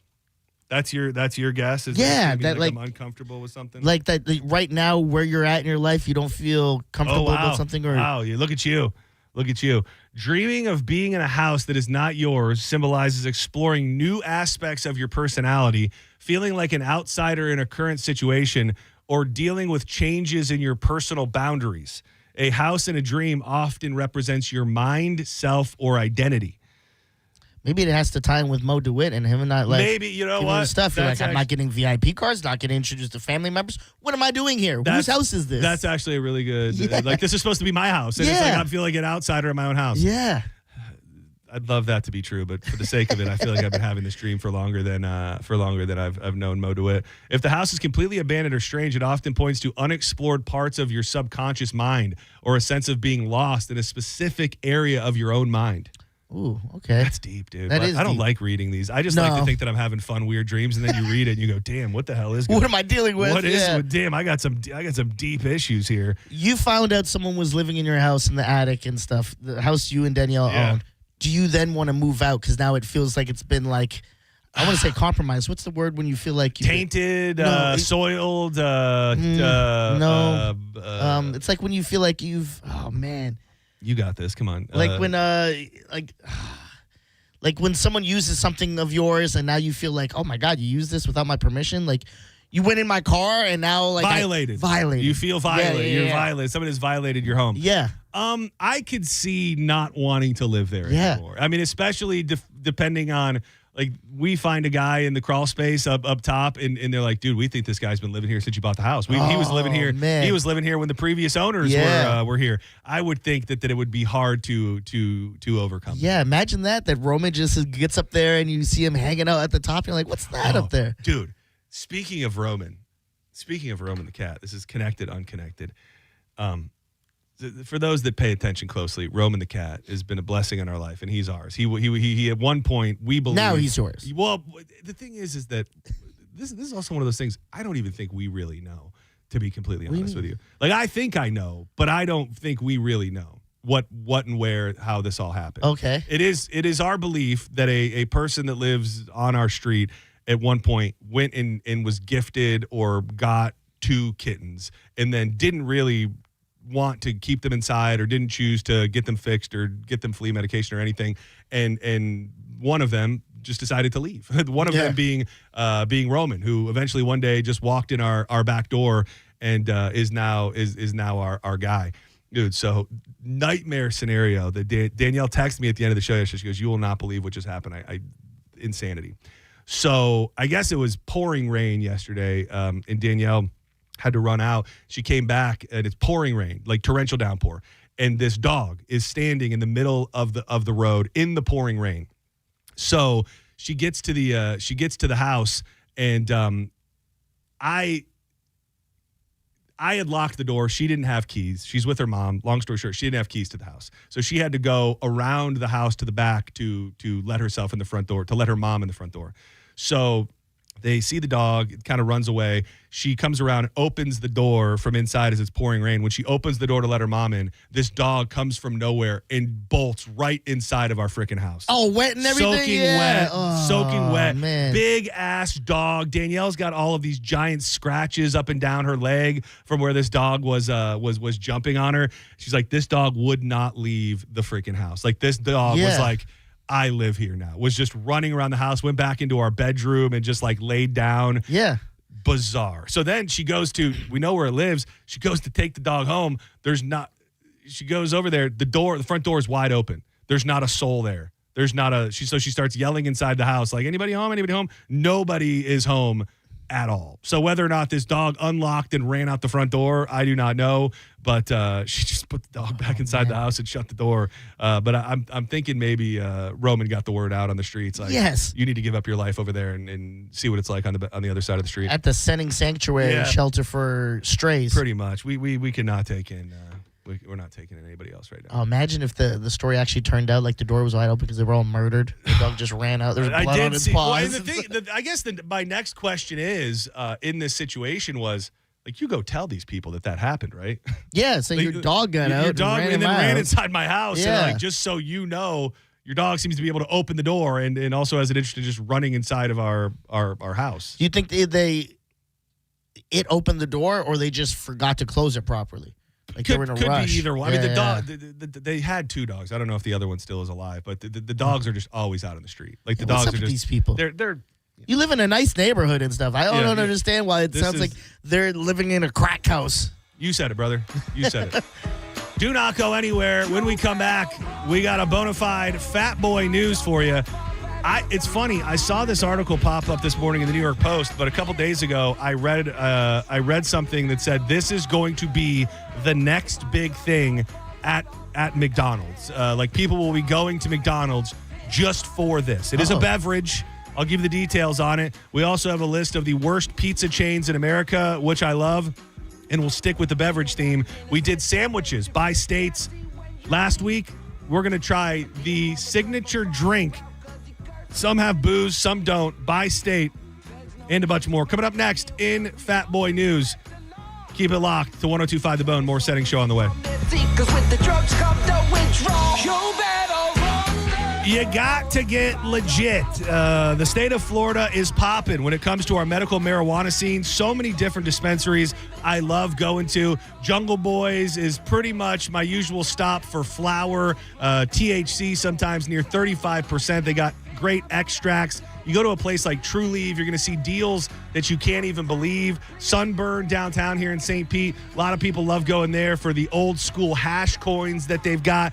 Products that you didn't even know exist, whether it be edibles, tinctures, ointments, they've got it all. Now the disposable vapes, if you're not hip to that, no more cartridges. You just get a vape that you rip until it's gone and then you throw the whole thing away. But to get your hands on these products, you must get legit, just like our dude Dizzy did a couple weeks ago. He was in and out in about 10 minutes, and it will be that simple for you. Book now. MarijuanaDoctor.com, one of the 40 locations throughout the state. When you book it, make sure you use that code BONE30. It's going to save you $30 on the initial certification, which is going to come same day. So you leave your appointment, you're hitting up the dispensaries, taking advantage of those first-time patient discounts, which are designed to put the money back in your pocket that you paid to get your card, and it will very, very quickly. Book it today, marijuanadoctor.com, and use the code BONE30. If I just tell from it all plan, there's so much love here, but I'm not your average man. You're listening to Senning Show on 102.5 The Bone. Tell us what you think. Head to the 102.5 The Bone app now and leave us an open mic. The Open Mic on the free 102.5 The Bone app is sponsored by 1-800-ASK-GARY. Neighbors close or just close enough. Create your own space while celebrating America's 250th. Fence Outlet brings privacy homes start to finish. Call today for Fence Outlet's 250th celebration specials. FenceOutlet.com. This summer, Hard Rock Bet has the hottest baseball betting odds in Florida. Vig, juice, fee, whatever you call it, we're cutting it. It's the 10-cent summer sale. That's flat 10-cent lines for winner, spread, and over-under pregame bets. Same bets, better odds. This August, only on Hard Rock Bet. Offered by the Seminole Tribe of Florida. Valid for money line, spread and over. Under pregame markets with odds between -250 and +250 only. Must be 21 plus and physically present in Florida to wager. Terms and conditions apply. Concerned about your gambling? Call or text 1-833-PLAY-WISE. Dizzy here. Mayor heard me. I'm overworked, underpaid. 2 shows back to back. But I'm not here to talk about that. I'm here to encourage you to go to Kava Social Club. Kava Social Club is located at 540 13th Street West. That's in downtown Bradenton. A quick hop over the Skyway Bridge. Kava Social Club is a pretty distinctive spot in downtown Bradenton. It operates 24/7, 365 days a year. That means anytime you're considering going and wondering, is it open? Is it not open? It's open. And to me, it's not really a traditional cafe. It's more of an alcohol-free social nightlife venue built around Kava. One of the biggest selling points to me is the community atmosphere that Kava Social Club creates. They host a ton of things. Karaoke night, book club, jousting, b-boy classes, massage night, fight club, defense against the dark art classes, Mandarin classes, and so much more. Visit their website at thekavasocialclub.com to make sure any event that intrigued you is actually real. Check them out on social media as well at Kava Social Club. They constantly have giveaways going on their social media, so stay up to date on some of the free stuff you could win. Kava Social Club, where your vibe attracts your tribe. Bull out, baby! When you're injured on the job, you need more than just a workers' comp lawyer. When you need a fighter, you need us. Morgan & Morgan, America's largest injury law firm. For the people. Visit forthepeople.com for an office near you. So you had a kid's birthday party planned for this weekend. Oops, rain canceled it. You had an early morning round of golf, but it's too hot outside. Why not take advantage of Bowl Fest all month long at Pin Chasers? Buy one game, get one game for free, rain or shine. It's always air-conditioned fun that's close to home and affordable at all 4 area Pin Chasers location. Pinchasers.net to reserve a lane or find the one near you, and we'll see you at Pin Chasers. The IRS finally caught up with Louie. I hadn't paid my taxes in 8 years. I owe the IRS a lot of money. Louie was in deep trouble. We're going to take your house, put a lien on your bank account, garnish your pay. They don't care. They're going to take your paycheck. Louie found out about Optima Tax Relief, the leading tax resolution firm. A-plus rated by the Better Business Bureau, they've resolved over $3 billion for their clients. Optima Tax, they helped me. They calmed me down. They made me feel comfortable, and I trust them. Louie has a lot to be thankful for. I don't owe the IRS anymore, and I'm able to live a comfortable life, a lot better life. It was because of Optima Tax. For tax help you can trust, call Optima now for a free consultation. Take it from Louie. If you owe the IRS, don't go it alone. Give Optima Tax a call. They can help you. Call 800-343-6460. 800-343-6460. 800-343-6460. Optima Tax Relief.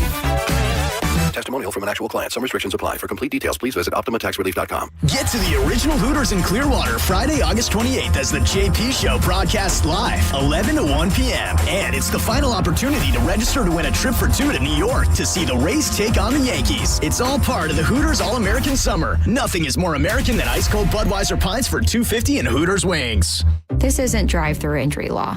It's made to order. Fair and Farah. Tampa. Now, back to Real Raw Radio. Sponsored by Anajar and Levine, accident attorneys. Call 1-800-747-FREE. That's 1-800-747-3733. And now, back to Senning Show. With your host, John Senning.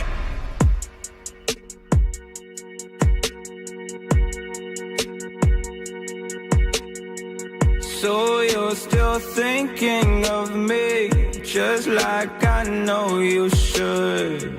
I cannot give you everything, you know I wish I could. I'm so welcome back to Senning Show. Thanks for being here. I'm John Senning. He's Dizzy. You can hit us up on social media at the John Senning, at Dizzy for Mayor. Young, young, dumb, and broke. Young, dumb, dumb, and broke.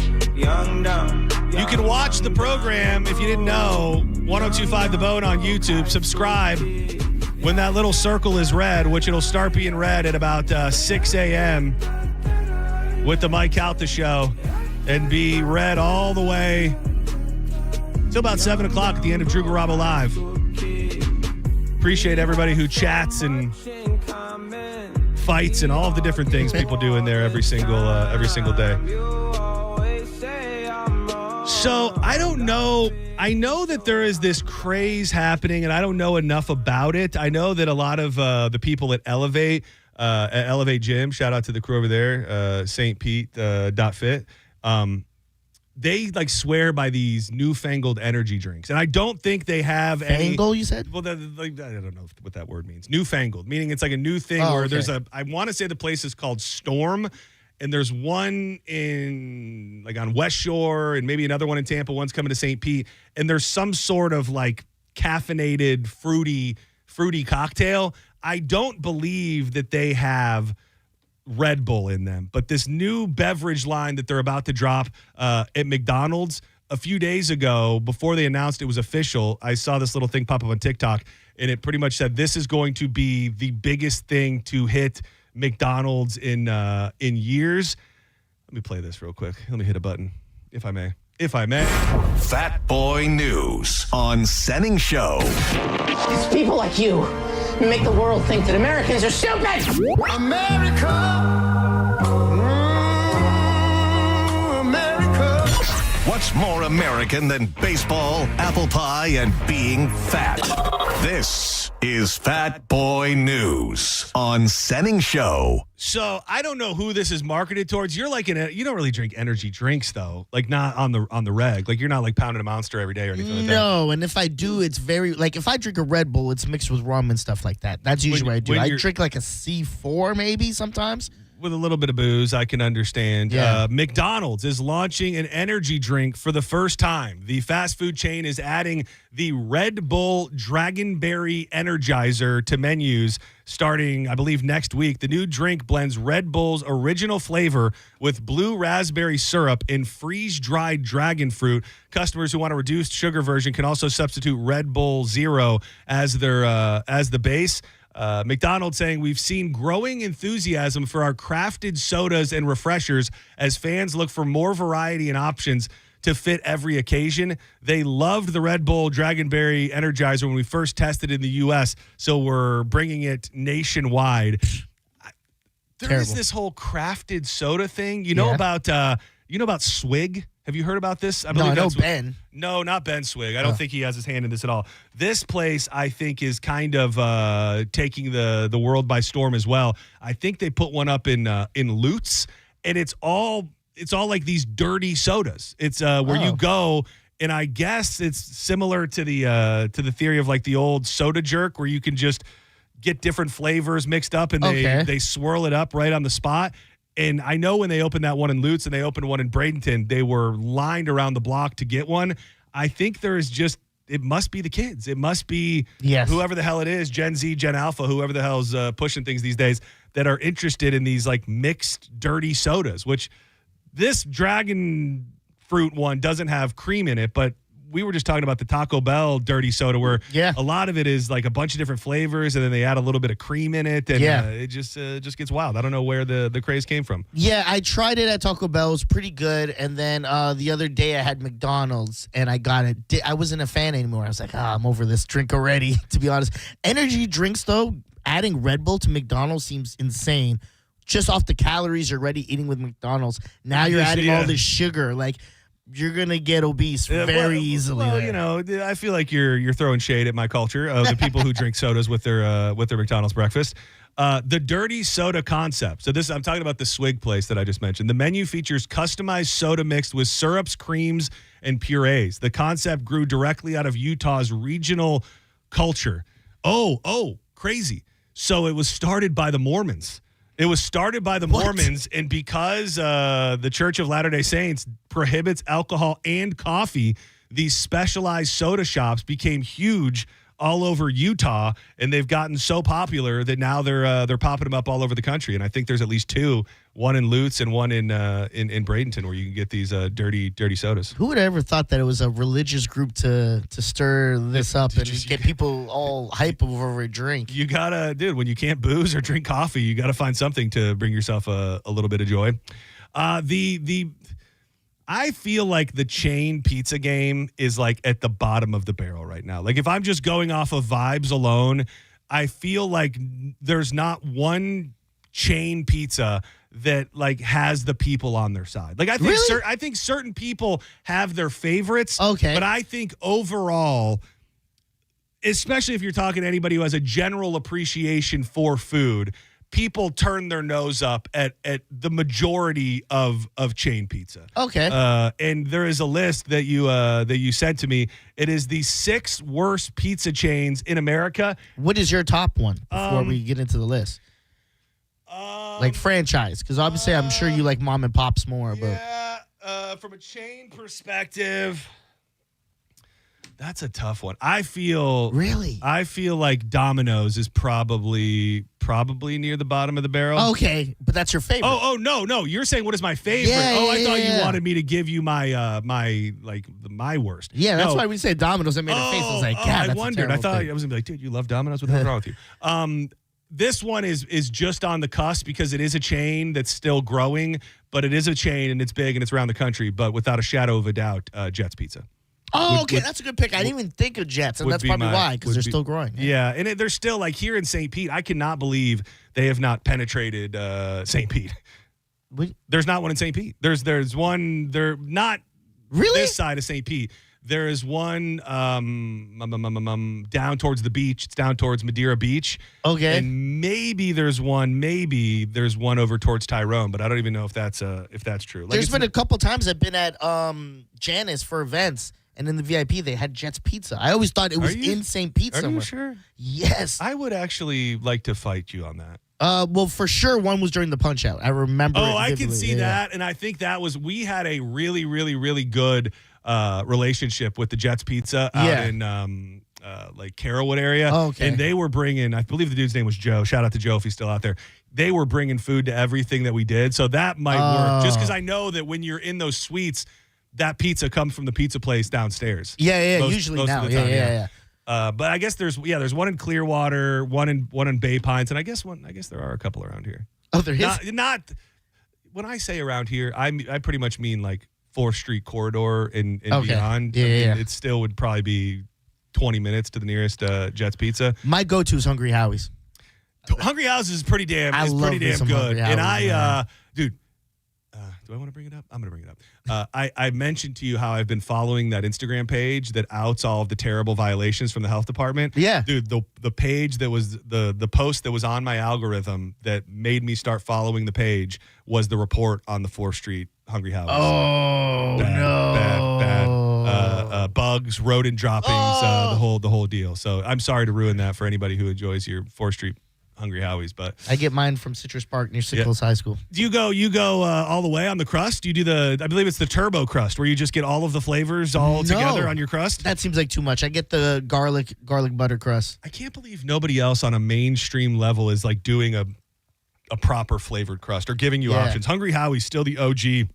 Has the market cornered on letting you pick a bunch of different flavors for your crust. Yeah, I would like an everything bagel crust. That might be nice. That sounds real nice. Listen, I'm hungry. These are the 6 worst pizza chains in America. And the first one on the list, I don't see it enough, and I can't tell you the last time I had it. I thought and feel like people have a soft spot for this. Maybe it's because the malls died, so it's dying right there with them. That is Sbarro's Pizza. Just when you think this chain must be dead, you walk into a mall food court and boom, they're still alive. I don't really remember much about them. I just know that they were in malls. They had like a buffet of sorts where you went up and could pick a bunch of different stuff. So I don't feel informed enough to tell you whether or not I think Sbarro sucks, but it is rated one of the worst 6. And the big complaint is that the pizza sits under the light and dries out, and by the time you eat it, you're going to bust a tooth. That was exactly where my mind was going. Like, it's a slice style place. You can get the whole pies. They're probably very overpriced. but the style, the single slice, it does suck. It's been under the lights forever. No one Especially really at the goes mall. there. Yeah, to get pizza. Nobody goes to the mall, so people That's are going true, to yeah. the mall food court even less. But even when I was a teenager, I feel like people weren't really going there because like there's so many better options. Why would you just get a slice of pizza? That's not even that good. I thought for a minute, long ago, I remember when this place first popped up in Michigan, I thought it was really, really good. And so we're going back to like 2002, 2001 when I had it for the first time. They used to serve it in the, shout out to anybody from Flint, Michigan that knows about the IMA Sports Arena. They used to serve it at the sports arena, and I was like, oh, damn, this is good stuff. Now they've fallen from grace. Papa John himself was fired from Papa John for some racist remarks, and it has earned its place on this list as one of the worst 6 chains for pizza in the United States of America. I don't ever remember eating Papa John's and really being like, damn, that was good pizza. It's decent. I think the garlic butter sauce probably got them through some dark times. Like people were like, oh, damn, look, it comes with a fun sauce, and we can dip it in that. But once you lost the Papa, you lost me. I just feel like it doesn't have flavor. That's probably where they put the garlic thing in. So you go, now you can actually have flavor with your pizza. You got to rip the peppercini and squirt the juice on there, too. Yeah. And then, just cover up the pizza flavor with all the sauces we give you. Next on the list, and I haven't been here forever. To me, this is a child's game, and this is the game of maybe when you're in high school or college and you're hungover or stoned out of your mind, and that is CC's Pizza Buffet. Oh, I thought you were a fan. No. Oh, I thought you were a regular at CC's. No, I haven't. I've only, honestly, I thought it was discontinued until, I was with, well, yeah, you got the kid. Yeah, yes. You take kids we went to CC's, and I was like, I didn't even know this existed anymore. The only good thing about CC's, I don't want to say good, the only decent thing, edible thing, I think is their desserts. Oh, do they have like the apple pie pizza? Yeah, those type of things. All the other regular pizzas suck to me. We did have a pro tip, which I don't know if a lot of people did or didn't do it, because this obviously says the same thing as Sbarro's. Most of that stuff sitting under the lamp, and it's just crustified and dead by the time you eat it. But the pro tip when we would go there was as soon as we walked in, we'd have some crazy order, and they will just make you a pizza. They'll just make you a fresh pizza. What do you mean? Like, there's people behind the counter, and you go, hey, can I get a sausage, pepperoni, green pepper, and an onion? And they'll just make you a whole pizza and bring it to you. Oh, really? For the price of admission. That's a little better. Okay, maybe I could get down with that, but again, CC's it just tastes crappy when you eat it, though. They're doing the best they can. Yeah. Also on the list, and I've had this, it's probably been a couple years, but I remember there's a smell that comes along with this pizza in this place that I feel like when you smell it, it makes you feel the way that you want to feel about pizza, but I just don't know that the pizza ever lived up to it, and that's Chuck E. Cheese. Oh, I can't remember. Yeah. It's been so long since my parents, I don't think, ever took us to a Chuck E. Cheese. I've only been there for birthday parties. And I don't remember ever going ape crap over their pizza. There was a controversy years and years ago, and I loved it so much, was that there was a belief that Chuck E. Cheese would take pizzas off the table. So you go there with your kids and you have 3 pieces of pizza left. They would take it back, and then they would piece together the pieces of other people's pizzas, with leftover stuff from the buffet.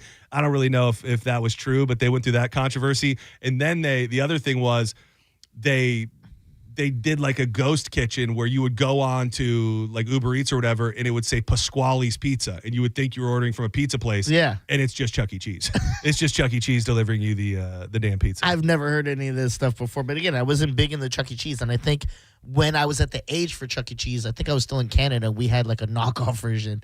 Was it DZ Discovery Zone?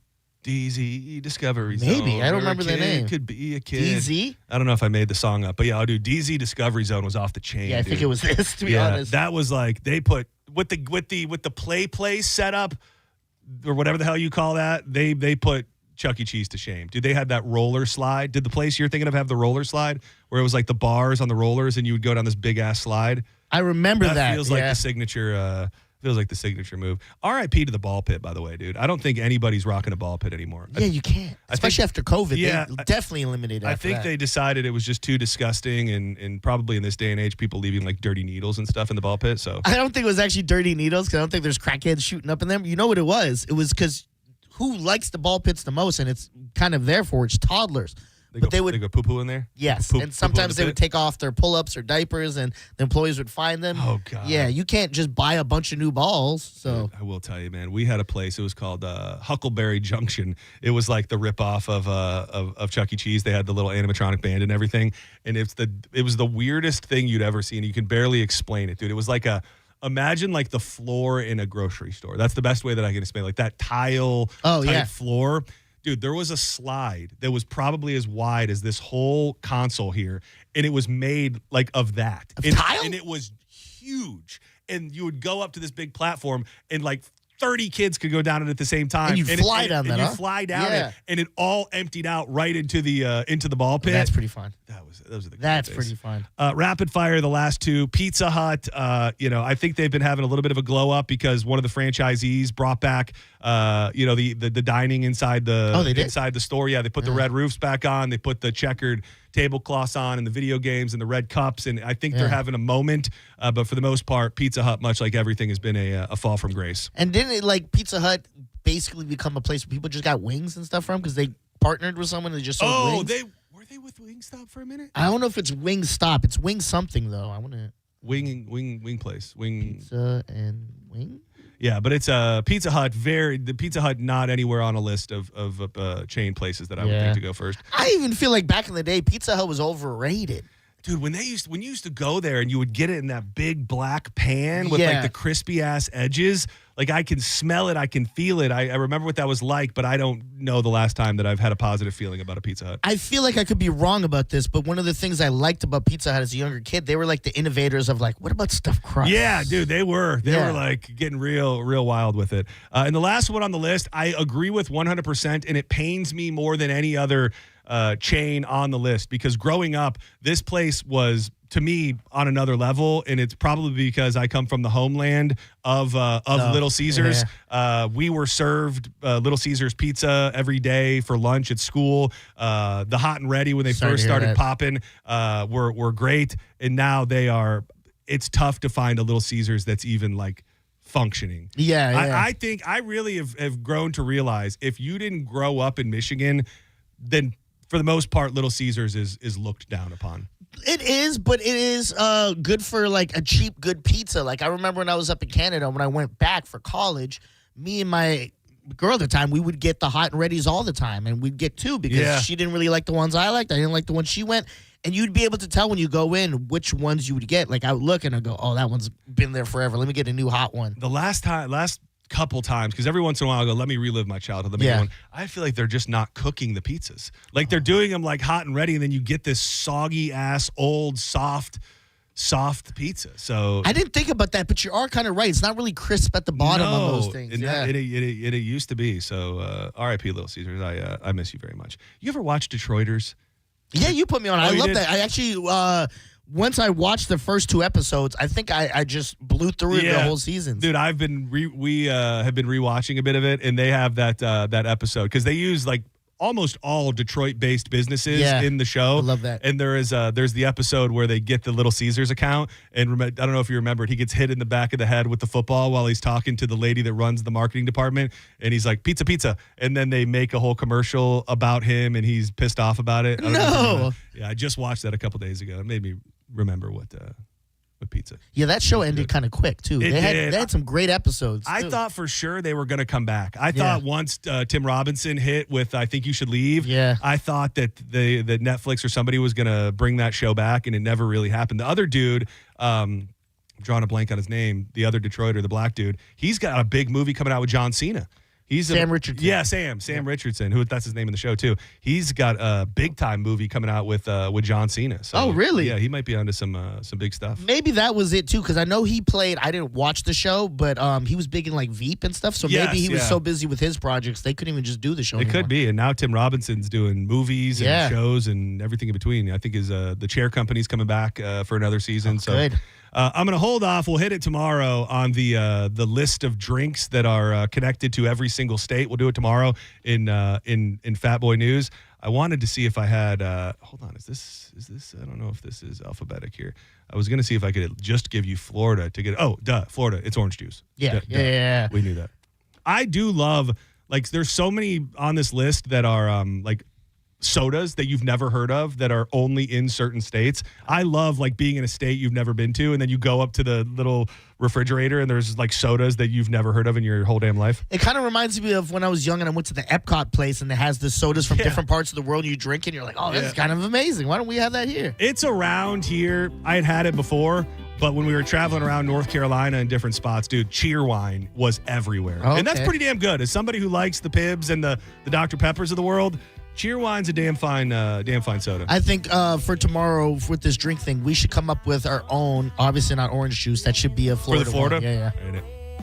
All right, don't go anywhere. When we come back, it's time for John's Joints. Lots to get into today. Man, the flock camera situation went from zero. I feel like it was about a month ago. People just started talking about it on social media. Now, every day, and I've got two of them, when it comes to police officers misusing the flock cameras. I think that's too many, and we got to just squash it all no matter what. But these are wild stories I want to talk about with the flock cameras. And I don't know if you saw this. We touched on briefly a couple weeks ago with JoJo about Ariana Grande and how she is wasted away and looks like she's sick. Did you see the newest celebrity who popped up yesterday? Want me to say it? No. Okay, yeah. Skin and Bones. Yeah. And, I know that it's wrong to comment on people's body and all of that. I think in situations like this, people need to speak up because something is probably wrong. And the fugitive that was loose in the Tampa Bay area, I've got an update for you. All that and a bunch more. Coming up next, we'll be joined by Drew Garabo, and we'll hit John's Joints. Keep it locked right here to 102.5 The Bone. As of right now, no luck, cause every time we try to talk, we blow up. Cause if I knew then what I know now. You're listening to Senning Show on 102.5 The Bone. 102.5 The Bone and Busch Gardens Tampa Bay invites you to travel the world at Beer Fest Brews and Barbecue. Experience a fresh twist on a classic German tradition with more than 70 craft brews and cocktails, including 40 local Florida favorites, plus over 20 bold barbecue creations inspired by beer. Enjoy live entertainment, Oktoberfest games, thrilling coasters, and the all-new Lion and Hyena Ridge every Saturday and Sunday, plus Labor Day, now through September 7th. Listen to the Mike Calta Show every day this week for your chance to win tickets. Learn more and get tickets now at buschgardenstampa.com. What's your case worth? Injury.com by Morgan & Morgan. From Fort Myers to Cape Coral, America's 250th savings are here at Fence Outlet. Call today for Fence Outlet's 250th celebration specials. Payments from $49 a month. Book today and save at fenceoutlet.com. John Senning here for the NAA. Sometimes in life you just need a change. You've been in a career that you really don't like. Maybe you just got a job and you're already looking for a way out. Well, how about a career in the world of aviation maintenance? You can be trained right here in Clearwater, Florida in just months, not years, and entering the workforce as smooth as can be with the help of the National Aviation Academy. The next class starts August 31st, and it's a night class. So if you're busy and you got other stuff going on, it's perfect for that. Make the decision to change your life today at youfixjets.com. That's YOU fixjets.com. For information on NAA statistics, go to naa.edu/statistics. This is Mav, spokes-eagle for Veteran Air, the home services company proud to serve you. Did you know eagles fly on water too? That's right, we use our wings like oars, like a feathered kayak. So if you need help with the water in your house, remember, Veteran Air has expert plumbers ready to cruise over and help with your emergencies and projects. For a limited time, you can get $50 off plumbing repairs of $250 or more. Learn more at veteranair.com. Hey, it's Mike Calta here to tell you about my friends at Stingray Chevrolet in Plant City. Their huge Stingray Labor Day savings are finally live. Over 500 new Chevys priced below market value. They have over 300 trucks, over 150 SUVs. Find your upgrade today. They're paying more for your trade-in to help you lower your payments. So jump on these one-time holiday savings before it's too late. Visit stingraychevrolet.com. Together, let's drive. Stingray Chevrolet. Relax, enjoy the difference. Finding great candidates to hire can be like, well, trying to find a needle in a haystack. Sure, you can post your job to some job board, but then all you can do is hope the right person comes along, which is why you should try ZipRecruiter for free at ziprecruiter.com/radio.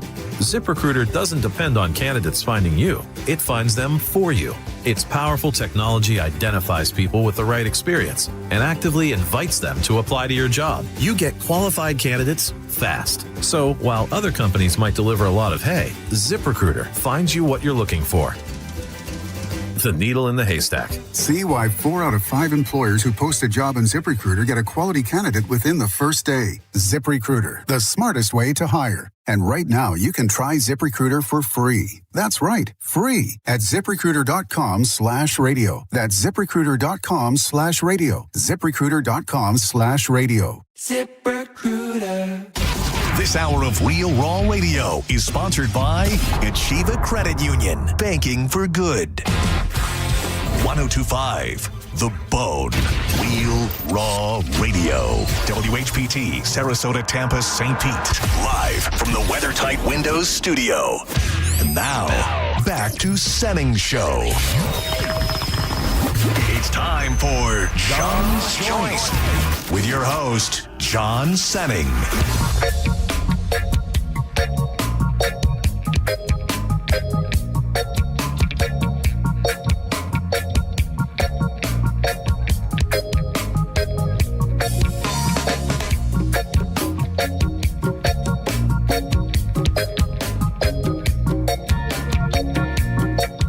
It's a Senning Show.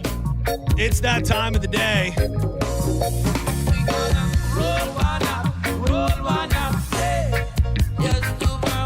John's Joints. It's the news of the day. Freshly curated, rolled up tight, and ready to pass around. We got some nuggets of life in there as well. But these cannot be burned alone.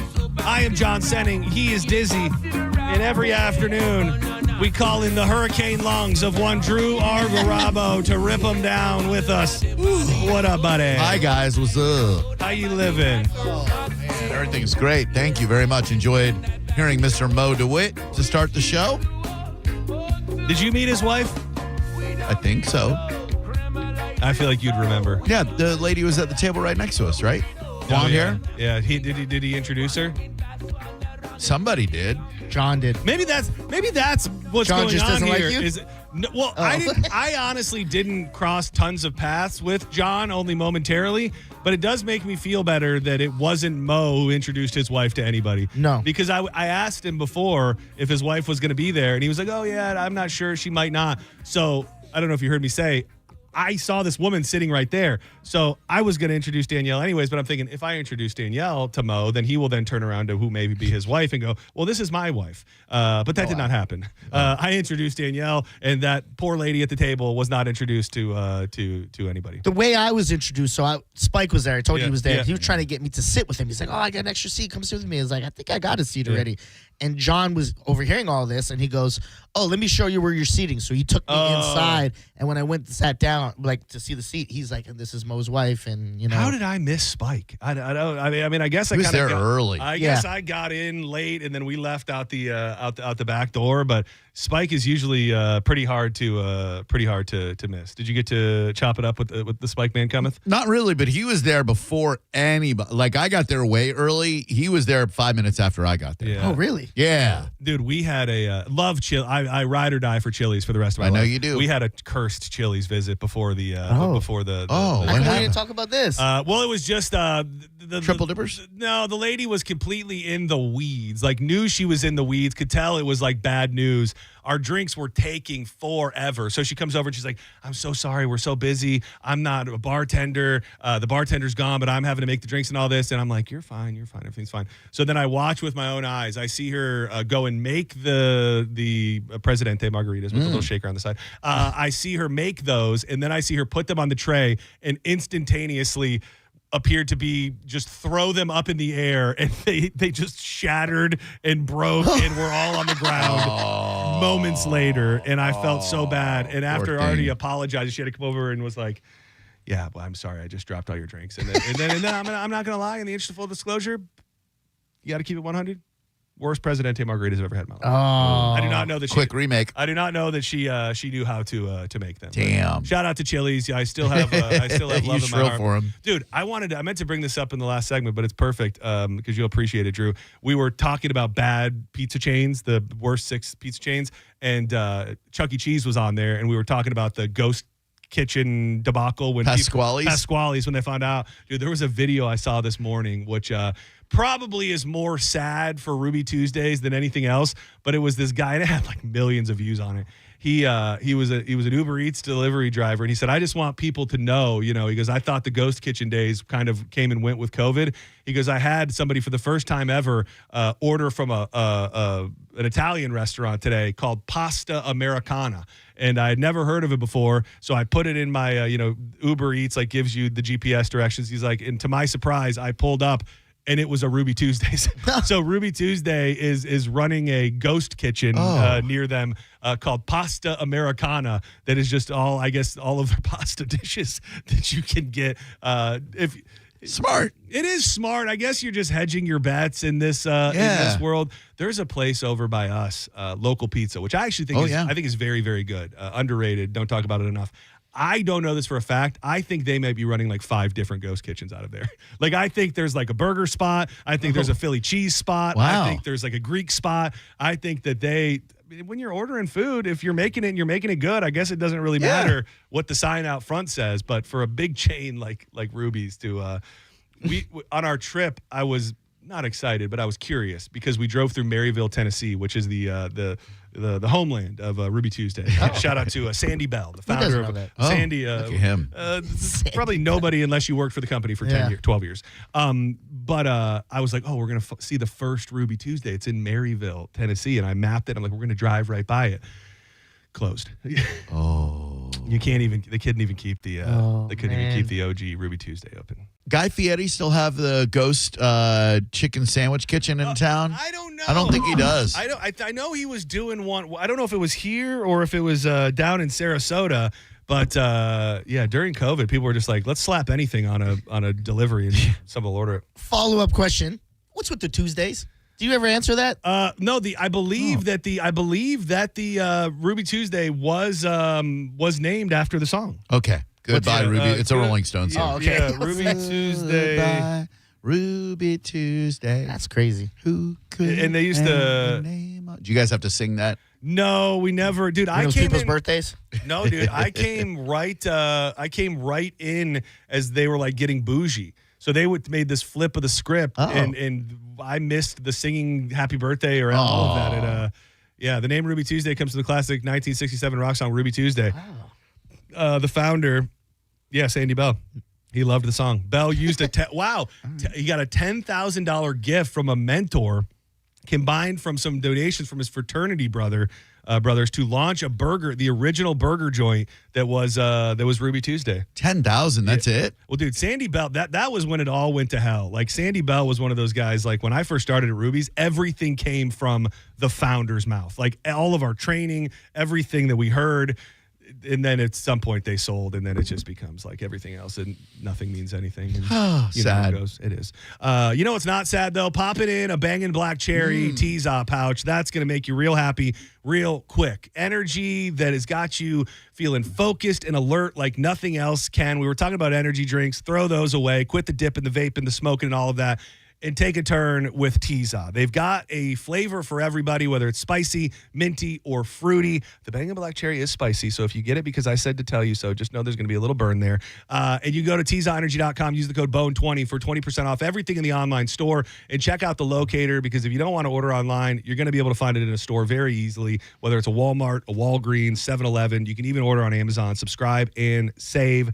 We love you, Tease-Off. Why spit when you can swallow? So the flock camera debacle went from 0 to 100 very, very quickly. Like, it was like, okay, people are kind of talking about this online, and now on any given day, on any corner of the internet, you're going to find a story about either people tearing them down. But the thing that's happening all of a sudden is a bunch of stories about police misusing the flock cameras. And this one out of, I'm not sure how old this story is, but it's out of the Keys. And so they, what was it called? Bad Monkey. Vince Vaughn. It was an Apple Plus TV show. They filmed it down in the Keys. Well, while they're filming this show down in the Keys, a police officer became infatuated with one of the actresses that was on the show. So much so that he started accessing the flock cameras so that he could stalk this woman. Deputy Lamar Eliseo Roman was working security for the Apple TV show Bad Monkey, starring Vince Vaughn, when he met the victim. The 28-year-old is accused of using law enforcement databases to track the woman through flock cameras and set up alerts to be notified when she was nearby. During an incident in February, her license plate was pinged, and investigators say that Roman went on a high-speed pursuit, nearly causing a crash to pull her over in Big Coppitt Key. Now, new court records show that he's avoiding jail time with a pretrial intervention program. Under the terms, prosecutors agreed to drop the charges as long as he completes 2 years probation, pays fines, performs community service, and has no contact with the victim. That's insane. He got us off. Yeah, he did. Absolutely insane. What an abuse, dude. And how many times is it going on that it doesn't get caught or reported? And see, that's my thought. I thought I had another one here. Let me see if I can bring it up real quick. Because here it is right here. To me, if we're hearing about it 5 times, it's happening 5,000 times. Yes. And there was another one. It was on ABC National this morning. 6 former Savannah Police Department employees are under a criminal investigation because they were accessing the flock cameras for their own personal gain. Savannah Police Department employees, including 4 officers, are now under criminal investigation after being fired for allegedly misusing these controversial surveillance cameras made by the company Flock. Totally honest, I'm disappointed. I'm pissed off about it. The employees allegedly using the system to make personal searches involving family and acquaintances. The high-tech AI-powered cameras read license plates and store that data for police departments to use. Over 120,000 deployed nationwide to help fight crime. They're on streetlights, bridges, and highways. But backlash is growing amid rising reports of misuse. You can't believe anything that you see on the internet now, but it feels like you're starting to see videos of them popping up in places where it doesn't really make sense. One of the viral videos is out there. It was a flock camera on a golf course, which, I mean, if it's only to track, license plates, then that doesn't make sense. And I'll tell you, the other place that I've seen them popping up that feels hyper problematic long term is outside of gun ranges, where they may be tracking people that are regularly going and shooting off their guns. So I think that we're too late to the party. Right. I think that we're just now getting hip to it, but I think that the deed has already been done. Here's an interesting question that maybe can give us a little bit of hope for society, and maybe I'm just wrong. I was running through the comments on some of these stories, trying to figure out like political leanings maybe, and who's upset and who's not. It feels like this may run across party lines. I don't know that they're in a world where anything that's pertaining to the government or law enforcement, we kind of dig in our heels with our political leanings. It kind of feels like across the board, people are not down with this. And it just makes you wonder if it does, there's a flip switch where we start going into another era of this, where they are really tracking us and being more open about it.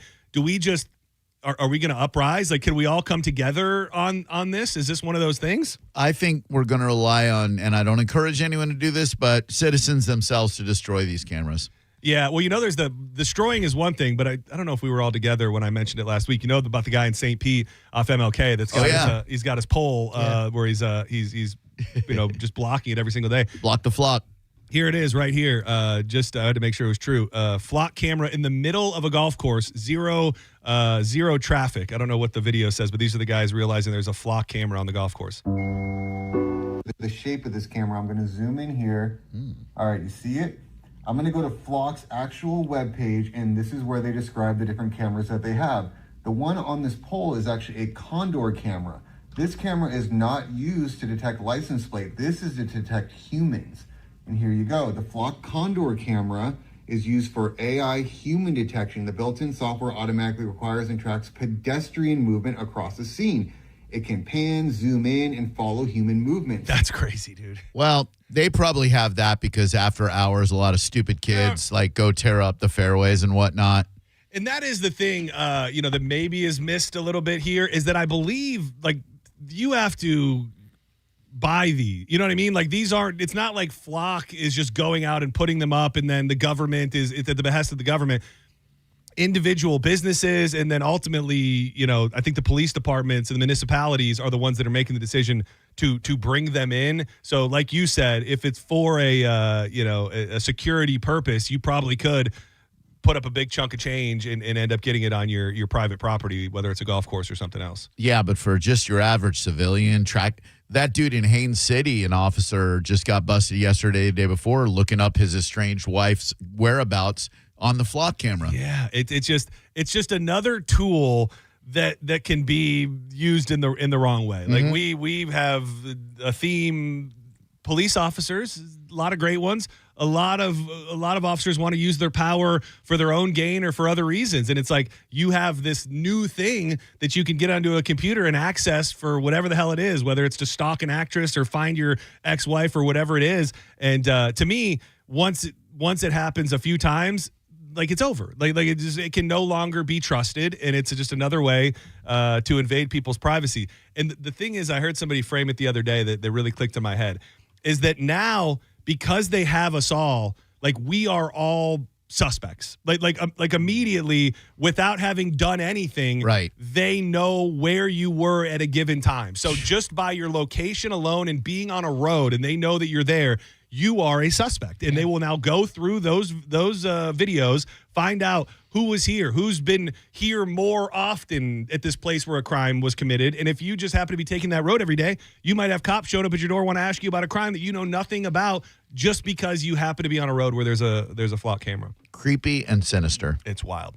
Another day in the summer of Florida, and another woman attacked by an alligator. Oh wow! And this one, this one's got an interesting angle with the family of the woman that was attacked. The son of a Florida grandmother who lost her arm in a savage alligator attack is claiming, and we kind of have touched on this, that the beasts are getting bolder around humans because of dumbasses around the state of Florida, and specifically is blaming TikTokers and social media personalities who are getting clicks by feeding and or molesting the alligators. Zach Garina, whose mother, Diana Spann, was attacked in Marion County as she floated in the Silver River, said he swore that he swam in that river hundreds of times throughout his life and has never encountered the cold-blooded reptile, saying that you can see with your own eyes that these gators are getting more comfortable around humans. And I think that should at least be talked about, especially when it leads to alligators being yoked up and killed for taking a chunk out of people. What changed other than more people from other places, and probably more people feeding and being around alligators in ways that they really shouldn't be. Anytime you see an alligator near a human and the alligator doesn't go away, that means that humans have been feeding that alligator. They're so not dumb, but they have such a small brain that when a human feeds them, the gator's just like, person, food, I don't remember. I don't think you were in here when we talked about it, but did you see that video, I think out of Silver Springs, of the influencers whose whole thing was, we're here to pet the alligators. And they just went out there in those clear kayaks and were just petting the back of the alligators as they go by. Dumb. It's crazy. It is. And I think it often can just feel like there's more. I don't know that we actually are breaking a bunch of records. They do seem to happen all at the same time every single year. Here's how we stop it from happening. Undercover cops dressed up as alligators floating down the river when an influencer goes to pet them, or they're like, ha, gotcha. Dude, Ticket. No, dude, I got an even better idea. All right. Flock cameters on the back of an alligator. There you go. You put a little flock camera, little neck ring around the gator. Hold on, I wonder if you can go by year. Florida attacks in Florida by year to see if it's gotten that much worse. I feel like the last couple of years, either it's being reported more or it's happening more, or both. I will tell you, this is just a quick little rundown here, but there has been a massive jump from it kind of is all over the place. 2023 was the highest single year in decades with 23 attacks. Okay. 2024, 11. 2025, this is just Florida, by the way, 13, including 2 fatalities. And then 2026, we're still counting here at this point. Well, let's get those numbers up, everybody. Yes, seriously, come on, we can't let 2023 bitch us out quite like that. But damn, dude, a beautiful, almost 10-foot alligator's life is ended because some lady was swimming where she shouldn't have been swimming. It's crazy. Nature related, this just popped into my head. Dude, I watched a video last night. Ooh. This is what I'm doing with my life these All days. right. It was about, the headline of the video says, how the most boring bird in your backyard is actually the most fascinating. Okay. And it was about the mourning dove. Do you know anything about the mourning dove and what it does and why it is so unique in a bunch of different ways? She has red hair. She's been working in the radio industry for about 80 years, and she's retiring tomorrow. That is a different, not that one. You're right about that one. Okay. But this one, dude, the mourning dove is one of only like 3 bird species, and one of the others is a flamingo, where they make milk. They make milk in their throat. Oh. The male and the female, they raise the baby together, and they make milk in their throat. How? And then it's they say it's like, this is gross, that it's like a thick phlegm. It's thick, like cottage cheese, almost. But it's just like sheer protein. We found our next Debbie Gas. Oh, dude, a little. You gonna eat a little morning dove. There was a name for it. It was called like something milk. Morning dove throat milk. It was like something. No, that's something else. No, that's what it is. Crop milk, because that's what it's called. Crop This milk. thing in their neck is called the crop, and they make it there. And flamingos, there's like 2 other, but the flamingo is one of the other major bird species that makes milk in their throat.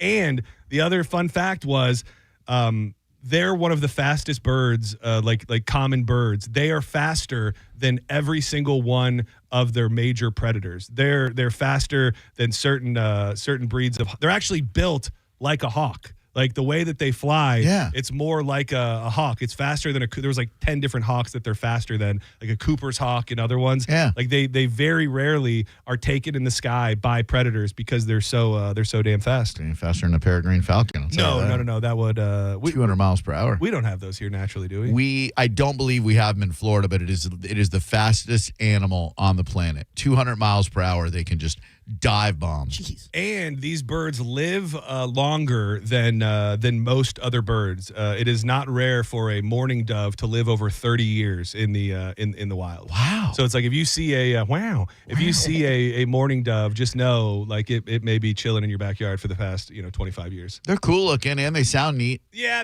I always just took them as, no offense, like the dumbest, slowest, like a pigeon. Yeah, just like and they are. That was another one that made the crop milk. The pigeon? The pigeon does as They well. make crop milk. They make the crop milk Now, as well. pardon my ignorance, but what do they make it out of? Is it their own digested food that they then bring up and they're able to give it to their youngins? Yes, it is a cellular secretion.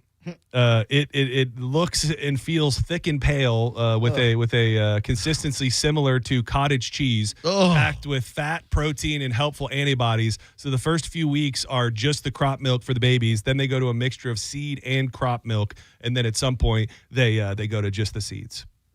And the mommy and daddy raise the baby together. Can humans eat crop milk? We're gonna find out. How do I harvest it? That's the only problem. Is you probably have to find one that's actively mating, and then cut its head off and take the crop milk out. Like I don't know. I think you probably have to kill the pigeon too. We'll Google it. We'll figure it out. Humans drink crop milk. I would say the answer has got to be no. Technically, we can, but it is not practical, harvested, or sold as a food product. Crop milk is a nutrient-rich, cheesy fluid secreted from the lining of the throat crop in pigeons, doves, flamingos, and some penguins. Yeah, dude, you learn something every day. It's an informational show here. We people. really are. You never know what the hell. Ew, is, it's yellow. It's, pale yellow, lumpy cottage cheese. Hell yeah, dude. Give me that crop milk. With all the fix. Give me that crop milk.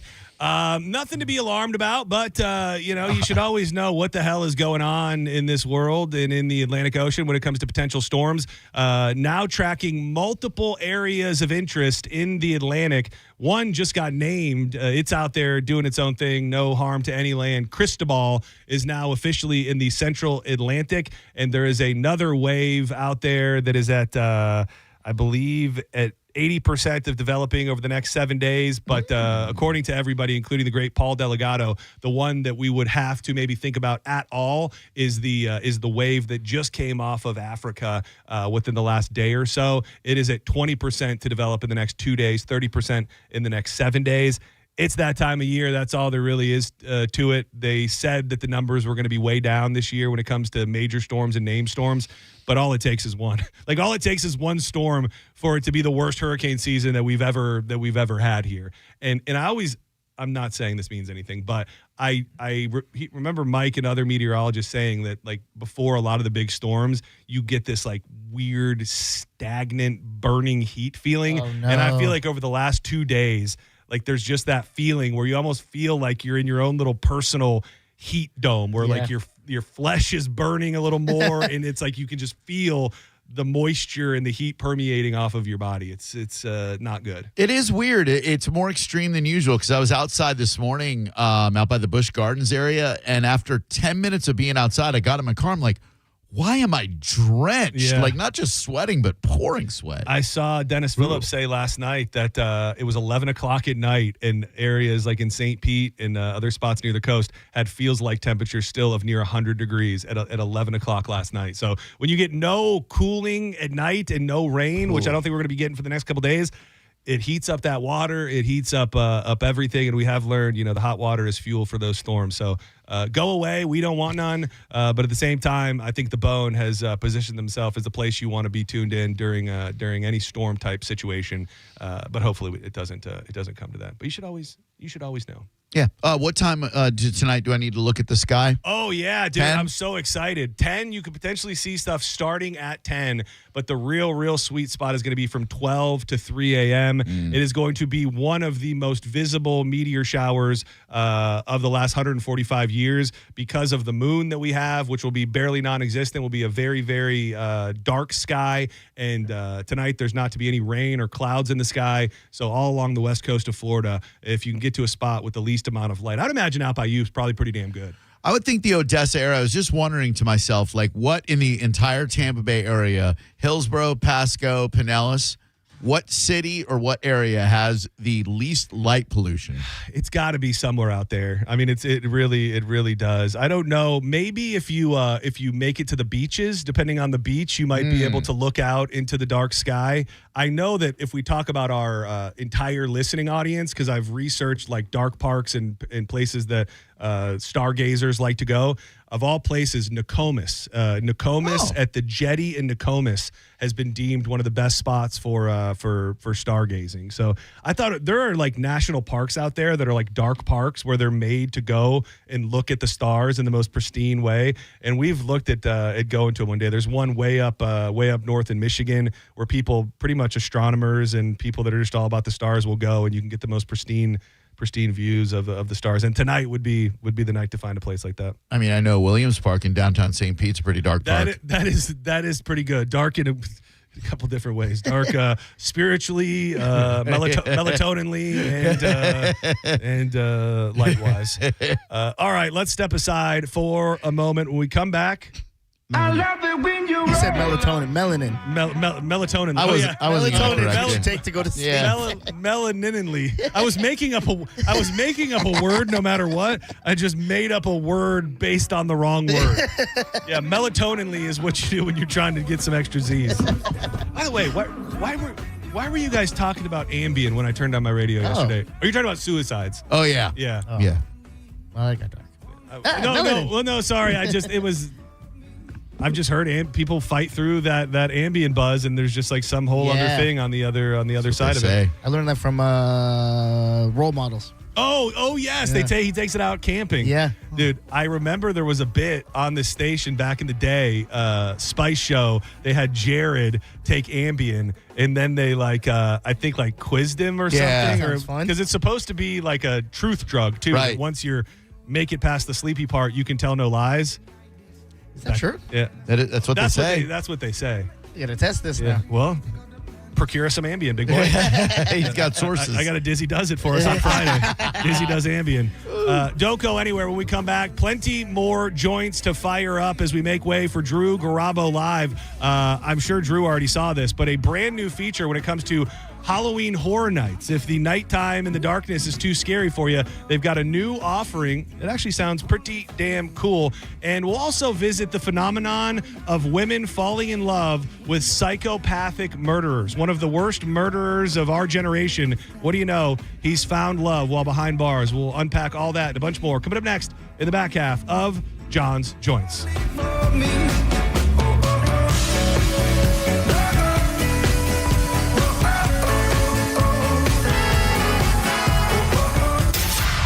You're listening to Senning Show on 102.5 The Bone. Got something to say? Of course you do. Push the button. Go. Get right through to your favorite Bone personality using the free 102.5 The Bone app open mic feature. Check it out and let us know what you have to say. Now, a Bone traffic update from the Farah and Farah Personal Injury Attorneys Traffic Center. That crash involving a truck in Pinellas 275 north and south affected. The ramp to 118th Avenue at the moment is closed. They're forcing northbound traffic to take the Roosevelt exit instead. Crash in Manatee County, 301 westbound beyond Haybend Boulevard. Left turn lane blockage here. In Hillsborough, traffic signal malfunction. Telecom Parkway at Fletcher Avenue. Northbound 275, exit 39 off the Howard Franklin. Roadwork delay. You're going to be forced to take Kennedy off that bridge. This is Eric with traffic. I'm John Morgan of Morgan & Morgan. If you've been injured in a car accident, call America's largest injury law firm. For over 35 years, my mission has been to deliver more for our clients, to deliver more for you. If you or anyone in your family has been injured in a car accident, call us now, as the time to file a claim may be limited. Last year, more clients hired Morgan & Morgan than ever before, protecting America, fighting for you. Morgan & Morgan. Injured? Dial pound law. Offices Tampa, St. Petersburg. Add value and security to your property today by contacting Fence Outlet. Now offering customers 0% financing for 12 months on any Fence product. Go to fenceoutlet.com today for more details. Terms of financing apply. License number C-10252 and C-10803. A medical emergency can change your life in an instant. And Advent Health's ER experts have one priority: you. Afterwards, the care doesn't stop.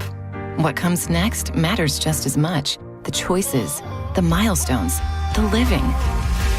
Because here, second chances are just the beginning. Florida's leader in heart and stroke care. TheERexperts.com. This summer, Hard Rock Bet has the hottest baseball betting odds in Florida. Vig, juice, fee, whatever you call it, we're cutting it. It's the 10-cent summer sale. That's flat 10-cent lines for winner, spread, and over-under pregame bets. Same bets, better odds. This August, only on Hard Rock Bet. Offered by the Seminole Tribe of Florida. Valid for money line, spread and over, under pregame markets with odds between -250 and +250 only. Must be 21 plus and physically present in Florida to wager. Terms and conditions apply. Concerned about your gambling? Call or text 1-833-PLAY-WISE. If you think all window companies are the same, think again. WeatherTight Windows has been taking care of Tampa Bay homeowners for over 20 years, and WeatherTight Mike makes sure that every window they install is sealed from the inside and the outside. So if 50-mile-an-hour winds are bearing down on you, your WeatherTight windows will hold and stay intact. Cheaper is not always better. Call my friends at WeatherTight Windows and tell them Mike Calta sent you. WeatherTightWindows.com. WeatherTight Windows. Some fun and big savings at Crown Nissan's endless summer savings sales event. Catch hot summer savings across our new lineup, like a new Nissan Sentra starting at $279 a month, only $28.29 due at signing, or a new Nissan Rogue, only $299 a month, $4,069 due at signing. Don't miss out. Start shopping today at Crown Nissan, the better way to buy and service. Call 727-341-5013 for complete details. Some people are all talk, but conservative farmer Wilton Simpson gets the job done. That's why 61 Florida sheriffs, 24 former Cattlemen Association presidents, and Governor Ron DeSantis all agree. We need Republican Wilton Simpson for Commissioner of Agriculture. They endorse him because Wilton's done the job before. Safeguarding our food supply, he got it done. Conservative Wilton Simpson banned hostile nations, including China, from buying Florida farmland. Standing with our farmers and against overdevelopment, he got it done. Conservative Wilton Simpson increased farmland preservation by 243%. Expanding Florida's wildlife corridors, he got it done. Conservative Wilton Simpson created the Florida Wildlife Corridor Program and conserved 18 million acres of Florida land, including thousands of acres of working farmland. Wilton Simpson is a conservative workhorse who gets the job done. A proven conservative farmer endorsed by Ron DeSantis. Wilton Simpson for Commissioner of Agriculture. Paid for by Wilton Simpson, Republican, for Florida Commissioner of Agriculture. AutoNation makes it easy to find your next used car, especially when the used car you need is at the price you want. Starting under $20,000. Plus, the price you see is the price you pay. No hidden fees, no surprises. Buy confidently with our 5-day or 250-mile money-back guarantee. Even appraise your car online and we'll give you a top dollar offer. Hurry to AutoNation now. Less stress, more go. Offer plus tax and tag. Appraisal subject to verification. See store for details. Mike Calta here. At Grillsmith, Scratch Made isn't a trend that they're chasing. It's just how they cook, period. House-made dressings, sauces, and favorites like Cajun shrimp and chicken pasta, and their port wine filet mignon. Every dish crafted fresh, no shortcuts. That fire-crafted flavor only at Grillsmith. I'll see you there. What keeps you up at night? Do you wonder if what you've saved will be enough? If your money will go as far as you plan? Or whether your retirement will look the way you imagine? What worries you? Everyone's concern is different, but ignoring it won't make it disappear. This is Ron Paul. You may not be able to predict what comes next, but you can take steps now to diversify your savings with precious metals before uncertainty becomes urgency. My friends at Birch Gold Group will send you a free info kit explaining how gold can help diversify your IRA or 401k. Just text the word SECURE to the number 989898. There's no cost and no obligation. Just free information to help you consider your option. Take the first step with Birch Gold. Text the word SECURE to the number 989898. Busch Gardens Tampa Bay invites you to travel the world at Beer Fest Brews and Barbecue. Experience more than 70 craft brews and cocktails, plus over 20 bold barbecue creations inspired by beer. Enjoy live entertainment and the all-new Lion and Hyena Ridge every Saturday and Sunday, plus Labor Day through September 7th. Get tickets now at buschgardenstampa.com. At Fair & Farah, you have our full attention. Your case is made to order. Call us. Tampa. Now, a weather update from the Sun Toyota Weather Center. Sun, Toyota.com. Meteorologist Jim Weber to Sky Tower Weather Center. Partly cloudy skies for today. Just a couple of isolated showers late this afternoon, mainly inland. Rain chance about 10% for today. Daytime high of 93. Then for tonight, mainly clear skies. Those overnight lows only dropping into the lower 80s, back into the low to mid 90s as we head into Thursday, with those rain chances staying very low, only about 20%. Now, back to Real Raw Radio. Sponsored by Anajar and Levine, Accident Attorneys. Call 1-800-747-FREE. That's 1-800-747-3733. Now, back to Senning Show with your host, John Senning.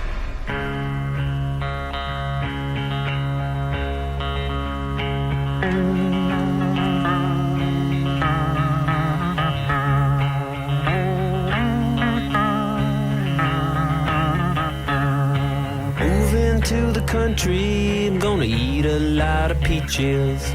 I'm moving to the country, I'm gonna eat me a lot of peaches.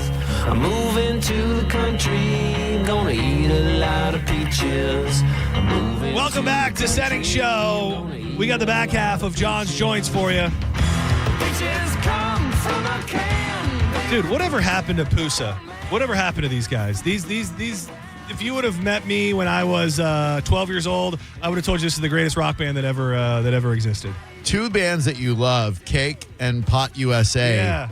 I bet you can't name one member of either band, and I can't either. And Are I you know kidding? a lot about music. I know all of You're the members looking it up of it. right now. No, I'm not. I know Chris is in the is in Bruce, Dave, Willie. And they have last names, these fellas you're mentioning? Yeah, Dave Dirter. Dave Dirter? Dave Dirter. Oh, is it Dirter or is it Dirter? I literally did just look it up, all jokes aside, and the guy's name is Dave Dirter. Dude, how else would you say it? Dederer. Dirter. Chris Ballo and Dave Dirter went to high school together. Was that Pot USA? Yeah, that was Dave Dirter. Dude, I remember, and I don't know if you would remember this, Drew, but they, right at the peak of they really had just had a moment in time on the heels of this album. And they did a thing with MTV where they went and performed in front of the White House? Mount Rushmore. Oh. Yeah, dude. And I just thought that was the coolest damn thing ever. Oh, damn. They haven't... It appears they haven't done anything in a while. You don't say. They did a 31st anniversary of this album in 2026, which is great. And then, they did release an album. When? In 2023. What's on it? Froggy Style. Oh. Froggy Style. Froggy Style. I know what that means. There definitely seems to be, these are all songs that no one would like? No, that they've already done. Oh. Like maybe this is the greatest hits album, actually. Froggy Style. Yeah. What else on there, John? Well, it's got Kitty, which is a great one. Boll Weevil, which was another one of theirs. Boll Weevil. These are hits that you're naming? Well, Kitty is. They were hits for them are not hits as you would think of them. I would say, dude, they did their second album after this. The President's 2 was the album. Y'all, dude, I thought this was like the coolest freaking rock song ever for a minute. I just thought this song right now. This you're song playing? right here. All right. Hate it already. Is this Mach 5? Yeah. That's a good song. Yeah. I forgot about this one. How old were you when you thought this was one of the greatest? I will survive in my 5. In my 5, I will survive. Dave Dirter. 1996, so... Were you like 14? 10. Half this hard. I was 10 years old. 10 years old was when I was... Damn, time is so weird. Like, when you think of things and you're like, oh, this is how old I was when I was liking this. You're like, I was only 10 years old? This was the second one, so that means I was 9 when I was jamming 9 and 8 when I was jamming. And they haven't done anything since. Yeah, my choice. Oh yeah, no. Listen, once you've created art like they created, why even try anymore? Yeah. Well, they sound like that would be featured on like a Tony Hawk game. I could see that. Right? They never were, but I could definitely see that. You're not completely wrong. Needless to say, Pusa. They deserve their rightful place. That's all I'm saying.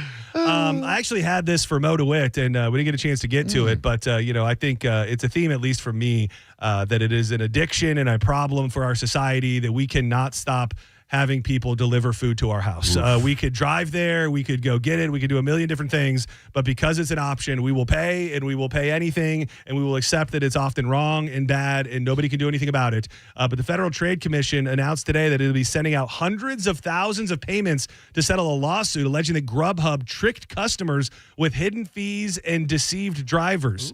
The FTC will be sending out 640,000 checks or PayPal deposits to affected app users, more than $23.8 million. The FTC and the Attorney General up in Illinois, it was December 2024 court filing, saying they had long advertised a single low-cost fee, allegedly tacked on junk fees that would show up on a customer's order as a service or small order fee that would drive up the price of the food more than double the initial cost. A former Grubhub executive referred to the practice as pricing shell game. Starting in at least 2019, Grubhub was accused of advertising non-existing partnerships with restaurants to drive growth, resulting in delivery issues and additional fees for people who ordered from those businesses. So not shocking at all. I still think this is probably happening in a certain form or fashion. But a bunch of people got on, and they're going to be getting paid. My new thing is if I can leave and get something, I will. Like this afternoon, I'd been here since 11:30, and I'm like, I'm hungry.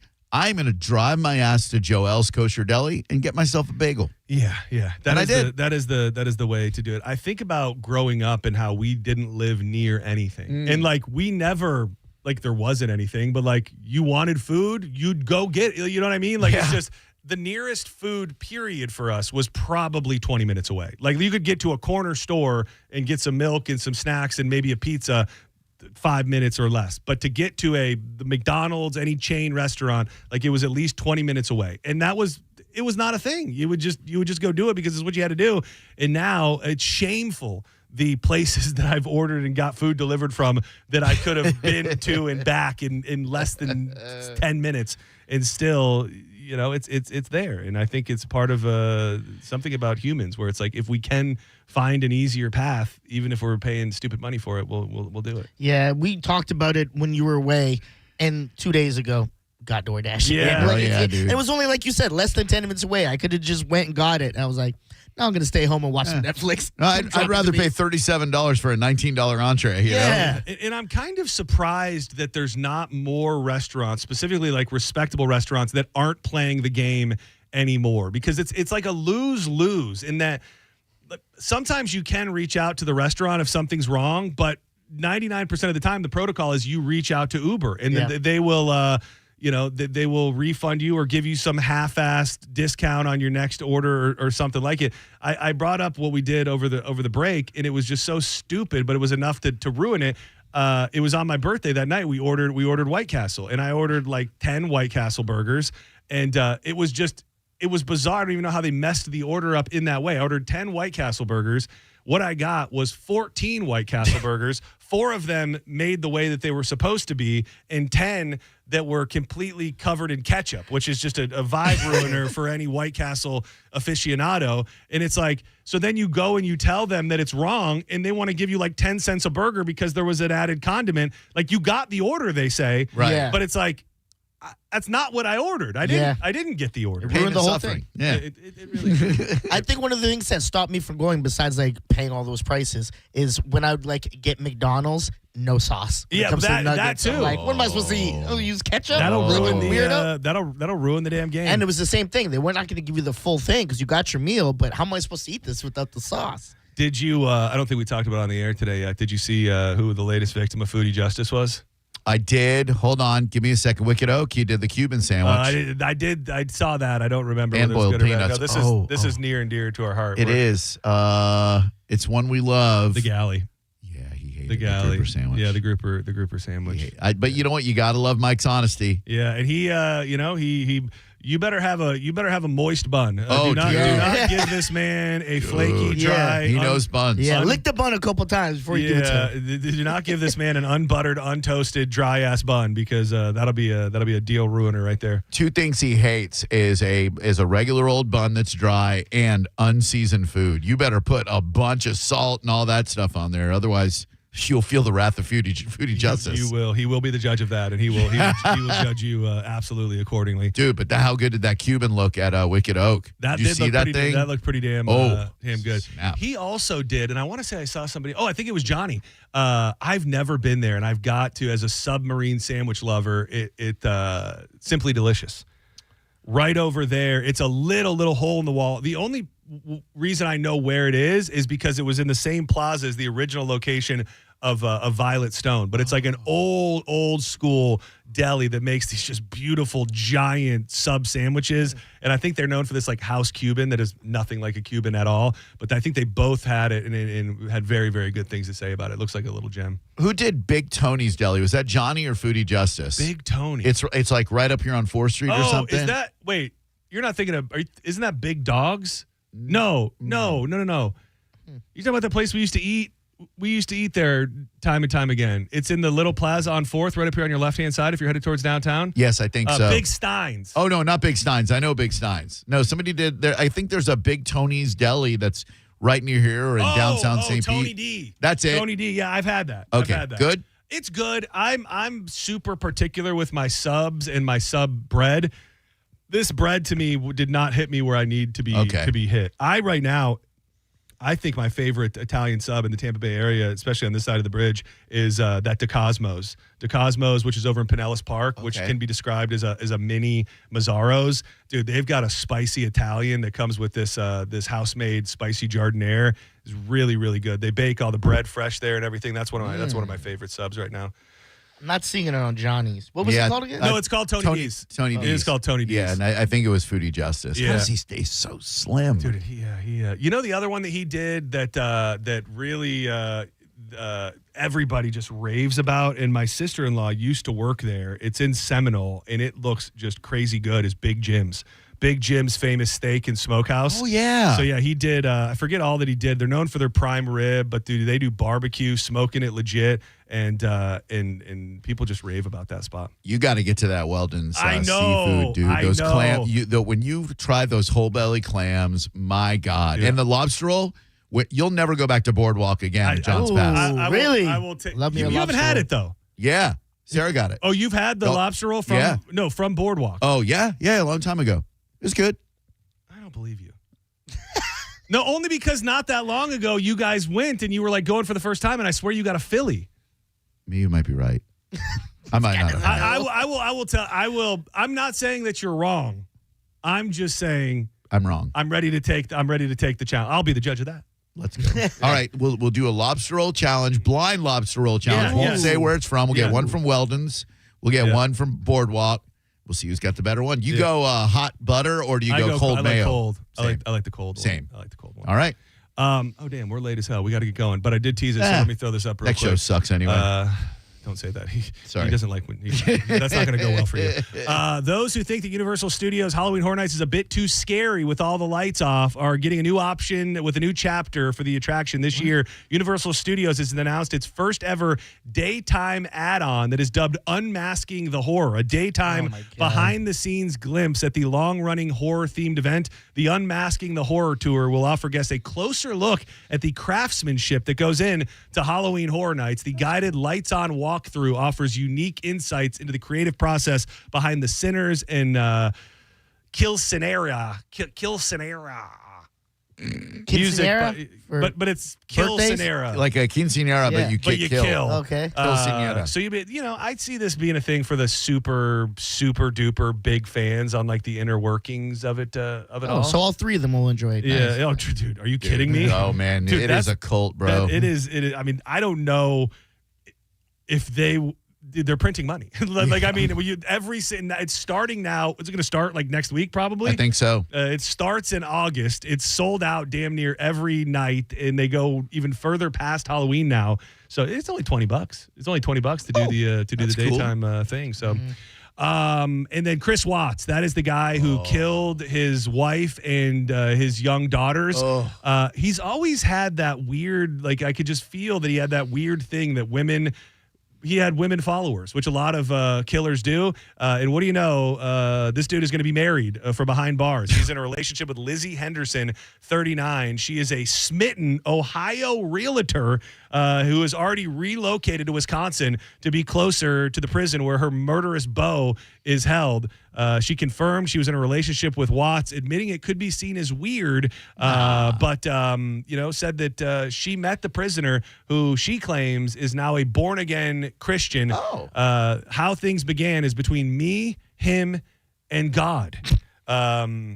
She changed her last name to Lizzie Watts last September, taking the name of the man who murdered his pregnant wife and killed his two daughters. You might remember he killed them and then stuffed them in oil tanks. Oh, that was that guy. Yeah, in Colorado. The realtor was photographed proudly wearing a wedding ring on her finger and submitted a marriage request to prison officials, according to her former stepfather. Look, if you're born again, you're going to get into heaven no matter what you did. That's the rules, I think. Yeah, that's what they say. Dude, like what the psychology of like this guy murdered his babies, his little kids, murdered his pregnant wife, did horrific things with their body, and then to be like, I can love this guy. I mean, the ultimate maybe baby bird, broken wing syndrome, where it's like this guy is damaged and I'm the one to bring him God and make him better and everything. No, in I think between. she's damaged too, and she just can't see any of Also that. true. That would be probably Two things can be true at once. That would probably be closer to the. But that has happened all throughout time. Oh, Ted Bundy. The other one, the other guy that killed his pregnant wife, Lacey Peterson, Scott Peterson. Dude, he had ladies lined up as well. It's a thing that happens. Think about all the nice guys out there that can't find a girl to date, Yes. and all these women are throwing themselves at serial killers. How does that make you feel? Murderous. I'm going to hang out for the first hour on Drew Garabo Live. Can we do Borum in the first Of break? course. Okay, cool. Do not go anywhere. Drew Garabo Live is coming up next. I'm going to be hanging out for the first hour. Full Jadita in effect. Thank you very much, Diz. Thank you very much, Drew. We'll be back live tomorrow, 1 p.m. We've got a bona fide Monster Jam legend in the house with us tomorrow at 3 o'clock. An Anderson. I'll let you try and guess which one it is tomorrow at 3. So that'll be a good time. But don't go anywhere. Drew Garabo Live coming up next. These joints brought to you by Bubble Down Car Wash, the greatest car wash in the whole wide world. So many things I can go on and on about, but I'll start with the unlimited membership plan, which means if your car is clean today, dirty tomorrow, go right back through. Here in the state of Florida, whether it's the afternoon showers, birds, bugs, pollen, sand from the beach, or a variety of all of them, your car gets a little dirty, a little bit quicker than other places. So you want to be able to go right back through and experience those long wash tunnels, spacious vacuums, and the staff that is always there to take care of every little detail. They might even run your floor mats through that futuristic machine that's going to shake them up and clean them out. They've got locations in Tampa, Brandon, Riverview, Wesley Chapel, Palm Harbor, Spring Hill, South Tampa on Southdale, Mabry, and their newest location in the area is in Clearwater on Belcher. Get your way in there, find your way in there, and you will have the cleanest car in town every time you bull down. By the way, this is Volcano, also President of the United States of America.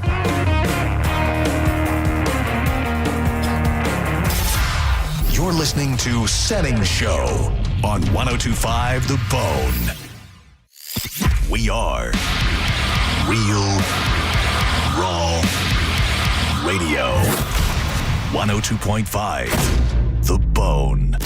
Friday, September 4th at Bay Care Sound in Clearwater. The Bone welcomes Yellow Card.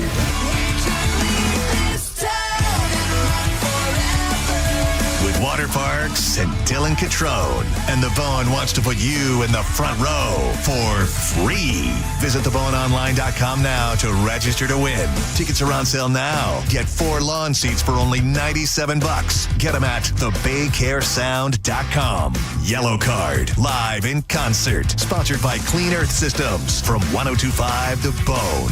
Real Raw Radio. Now, a Bone traffic update from the Farah and Farah Personal Injury Attorneys Traffic Center. Emergency crews still on the scene of that accident in Pinellas, 275 south around Roosevelt, off to the right shoulder now. So you're allowed to take 118th Avenue exit ramp now. Crash Park Boulevard, eastbound at 53rd Street. Still that earlier wreck in Manatee County. US 301 west beyond Haybend Boulevard. Left turn lane blockage. Crash in Hillsborough, Limbaugh Avenue, westbound at Henderson Road. This is Eric with traffic. We all know someone who's serious about cooking. They've spent years honoring their craft, and when they step in the kitchen, you don't get in their way. You let them cook. Farah and Farah has been serving up justice since 1979. Injured? Let Farah cook, Tampa. Welcome to Huntington Bank. We're new here.